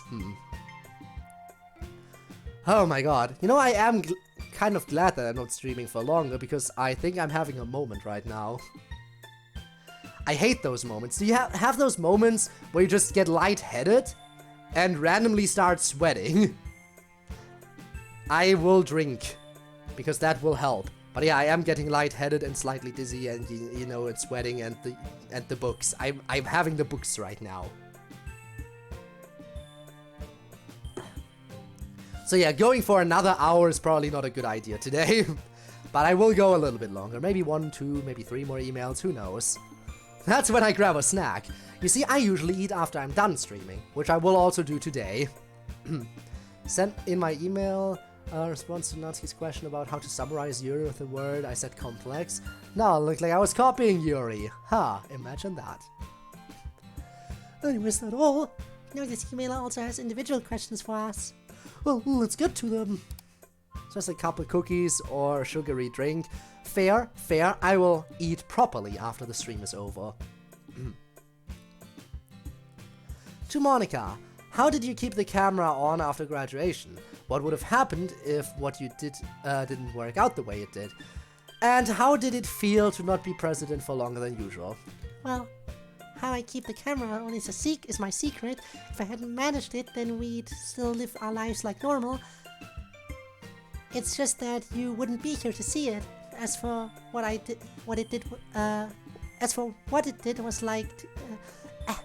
it was like to be gone from presidency for a long time, I don't know really. It's hard to say. I felt strange about it, whether I thought about it, whenever I thought about it, but I didn't notice it that much, I guess. Hopefully that answers your question. To both Monica and Yuri.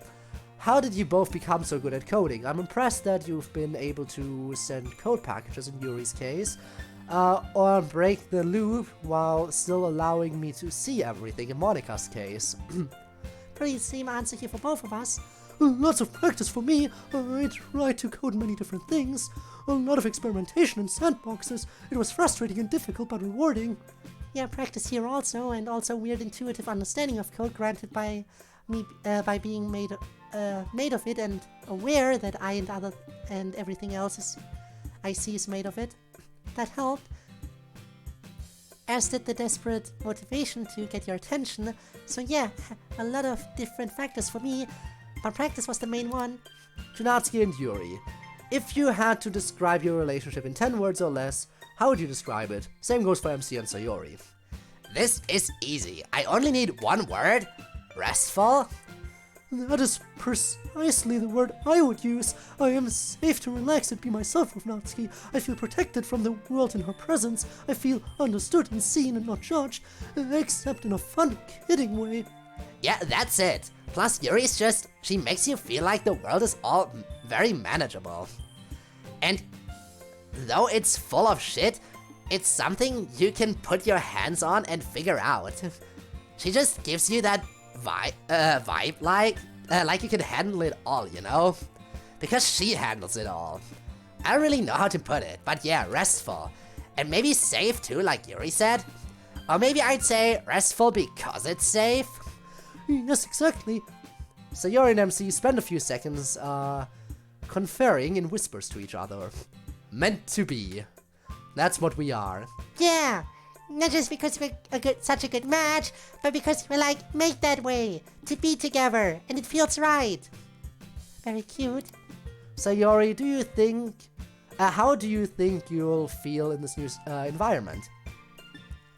Yeah, I guess I talked about it a second ago, but anxious, worried that I won't be good enough, afraid that my friends will drift away from me, disrupted by all the changes that are going to occur, but hopeful too, hopeful that maybe we can make it work and not lose too much along the way, and willing to take on the experience whatever happens and however I feel about it. That's all I can do.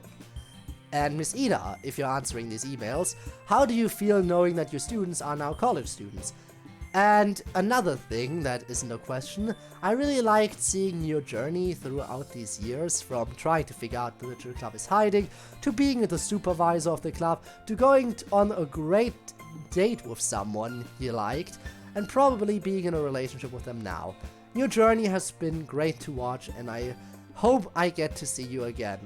Until then, stay safe and wonderful, and I hope you're having fun with Ria. Pride and also regret. Pride that my students have gotten through such a terrible experience with such strength and grace. Regret that, like all my students, they must move on with their lives and leave me behind to some extent. I was talking about this with Yuri a little while ago, and I know that I'm not being completely abandoned. I and these students will always be joined by our unique experiences, but even so they are moving on, and that is a little more difficult for me than usual, because they came to understand me pretty well. They wanted to include me, they wanted me to be a part of their lives, and wanted themselves to be a part of my life. They wanted to be my friends. That doesn't really happen much with students. So yes, regret that we won't be spending as much time together. Thank you for your kind comment about my journey through these strange last few years. It has certainly been an interesting ride from my perspective, and yes, I'm looking forward to working more with Ria. I think she's going to do fantastically. Alright, that's the end of that one. That's the end of that one, Nazi. God, do I have to do it every time? I thought you wanted to. Fine, next! Alright. Whenever a club meeting ends, there's a text box telling all the usual stuff. Who is that? Well, it's the narrator, it's the game. During episode 1 it says Monica is sleeping, implying it's not you, it's just an AI or something else. Oh, that. That's the same voice that describes physical actions that we take. Basically, it's just the game doing its thing. Not really a person, or I guess from your perspective, a character. Probably better just think of it as a process. If you're the club president, it can even be hijacked by you. Like this.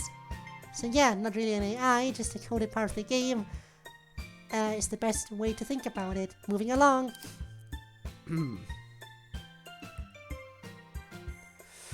But before that, I wanted to ask Natsuki something. I've been binging a show to watch, like Cutthroat Kitchen. Have you heard of and or seen it yourself? It's my favorite show. Most cooking stuff I'm not really interested in, to be honest, but I love Cutthroat Kitchen because it feeds my need for chaos. So I'm sure you'd both enjoy both aspects.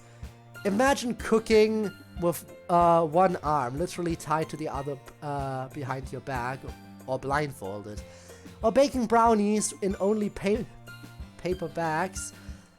And without cocoa powder, it combines cooking with a light-hearted sense of chaos and evil, so I'm sure you'd enjoy it. Well, I'm really getting lightheaded now. I'll probably wrap it up after this email, I guess, maybe. Music, email is a good one. To stop on, since we're 3 hours. The upcoming music email is a good one. Okay, yeah, we'll do that. We'll do that. I think that's good. Because, wow, my lightheadedness is really getting to me now. It's never this bad, usually. Oh, well, I shouldn't say that, but it's rarely this bad. It's weird, because I slept so much today, so it shouldn't be tired. Maybe it's because of food. You know what, that's probably it. I didn't eat dinner after yesterday's stream, and then I slept the entire day and only had like one meal today. Maybe it really is a case of I didn't eat enough. But yeah, I didn't eat after yesterday's stream, which is weird because I normally do that. You must eat. I know I will. I'll wrap this up and I'll eat. Good thing. Iron deficiency, low blood sugar, maybe.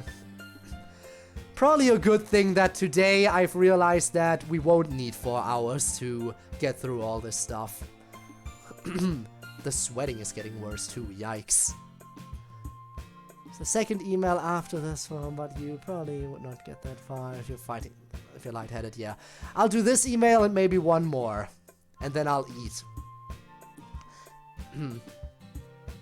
Right, so for this one, there was an intro to it that I had to cut out. Remember, when you write us, that the idea is that I'm going to show your email to the world, so it's best not to give out personal identifying information. I always cut it out if I find it, but please do protect yourselves. Now onto the actual email, Natsuki. Yeah, I've seen a bit of Cutthroat Kitchen. It's pretty fun. Believe it or not, though, I tend to like my cooking and baking shows better when they're super chill. Like the Great British Bake Off, that's my favorite cooking show. Just smooth vibes, you know? I love smooth vibes in a cooking show. Cutthroat Kitchen is definitely not smooth vibes, but it's entertaining for completely different reasons, so I still like it. Glad you're also a fan. Boy, here we go. No need to push yourself that much, your health is important, look out. Yeah, I'll probably again wrap up after this email or the next one. We'll see how long this one is gonna be. Or how long the next one looks like it's gonna be. But on to something more serious, and everyone else can pitch in for this one too, especially because I thought of it after doing Monica's epilogue mod. I believe it was during the Hiroko part. I don't remember if I have the right one, but hopefully. Where it said she was always repulsed by queer relationships, or Natsuki's dad accepting for Yuki. I grew up against LGBTQ stuff, and always said I now regret because it's all I knew. And even now, I'm still learning and trying to adjust. But I went from avoiding even hugging other guys or anything, to now having a boyfriend, which I never thought would happen. I've changed so much even in just a couple of years, even from the start of the club meetings mod, and when I discovered DDLC. I feel completely different and more open. Yet, still adjusting to something different from what I learned my whole life. Let me see. Yours is a common journey. Many people are trapped by the circumstance of their local culture, and how they were raised, trapped in bigotry. Often, sadly, they do not escape. But it sounds like you have, and that is cause for celebration. Sounds like a great inner strength and strong intelligence, willing to question and test the world. I congratulate you. Yeah, buddy, I kinda went through the same thing. I don't really like to talk about it much, but yeah, I used to say some pretty... Oh god, brain fart is getting bad. You probably heard me just completely like, oh god. Okay, we're ending after this email. I'm not even considering doing another one. I have to eat. I'm really falling apart now. I don't know what's going on. Deep breaths. Deep breaths. We're ending it after this email. But yeah, I used to say some pretty awful shit myself. I didn't really start my whole journey until Fuyuki came out. That was a weird experience for me. Thanks for the hydrate, I'll also do that.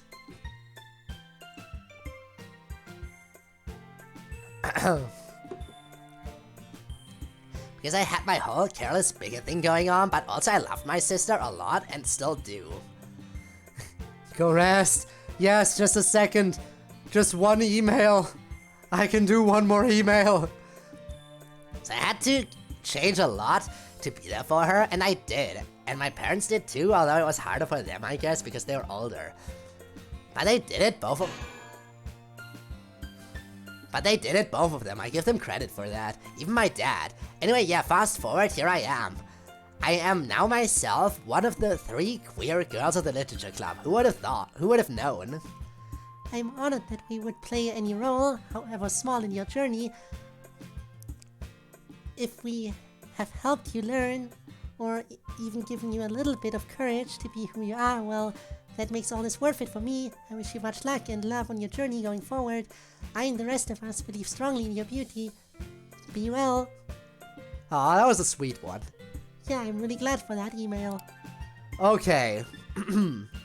Let me save here. If I actually implode. Like, I don't know what happened to my brain there. It just completely shut down for a second while I was reading that line. I don't know. I really don't know what happened to my brain there. Really, it is probably time to wrap this up. Again, make sure I saved. And let's find someone to raid real quick. Because otherwise I'm probably going to die here. Good mod, good stream. Indeed, very, very nice. I had a lot of fun with it. Even if I started shutting down a little bit towards the end there. We could rate Alex playing Minecraft, but again, we rate Alex so much that we rate Alex so much that I don't really feel like doing that again. Not today. I want to have a little bit of a break. Lysel? Let's see, who is that? Ooh, bigger streamer, if that's who you want me to... I don't know about bigger streamers. I want to rate someone small. Let's look at the DDLC category still. What do we have?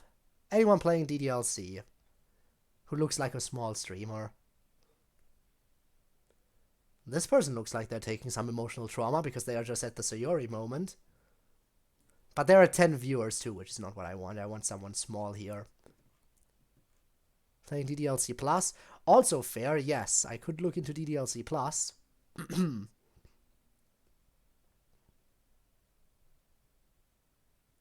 Playing Minecraft, fair, fair.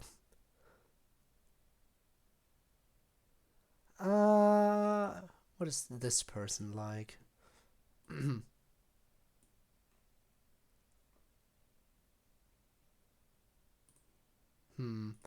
What's going on? What's this title? Well, someone's eating right now. Well, look at that. They're taking care of themselves more than I am by actually eating stuff. Burger and fries. But it doesn't look like they're in the game. Do they even have their mic turned on? Anyway, maybe we'll rate this person. First playthrough of DDLC. First playthrough is always something. And they just started. They're 8 minutes in. Oh, this is gonna be a complete newcomer. I guess they're starting their stream by eating. Anyway, sure. Let's give them a chance here. Gaming games. Yeah, okay, sure. Let's rate this person. And then I'll go eat something as well. Alright everyone, I want to take this moment to thank all of you very much for watching the stream. I hope you had fun today with this stream, because I did, even though, again, brain fart wasn't optimal. But, yeah, I'll see you all around next time. Maybe during the week, but at the very least I'll see you on Friday. But yeah. So yeah, let's go. See you around, everyone, have a good one. Share some love, and bye-bye. And of course, if you're watching the stream after it's been uploaded to YouTube as of VOD, I hope you appreciated this stream as well. Your support has greatly been appreciated. And yeah, hopefully I'll see you around in future streams. If you do want to catch me live, you can find a link in the description down below. There's of course no pressure, it's just an option that's there for you in any event. I'll see you around and I'll go eat now. Yeah, bye bye!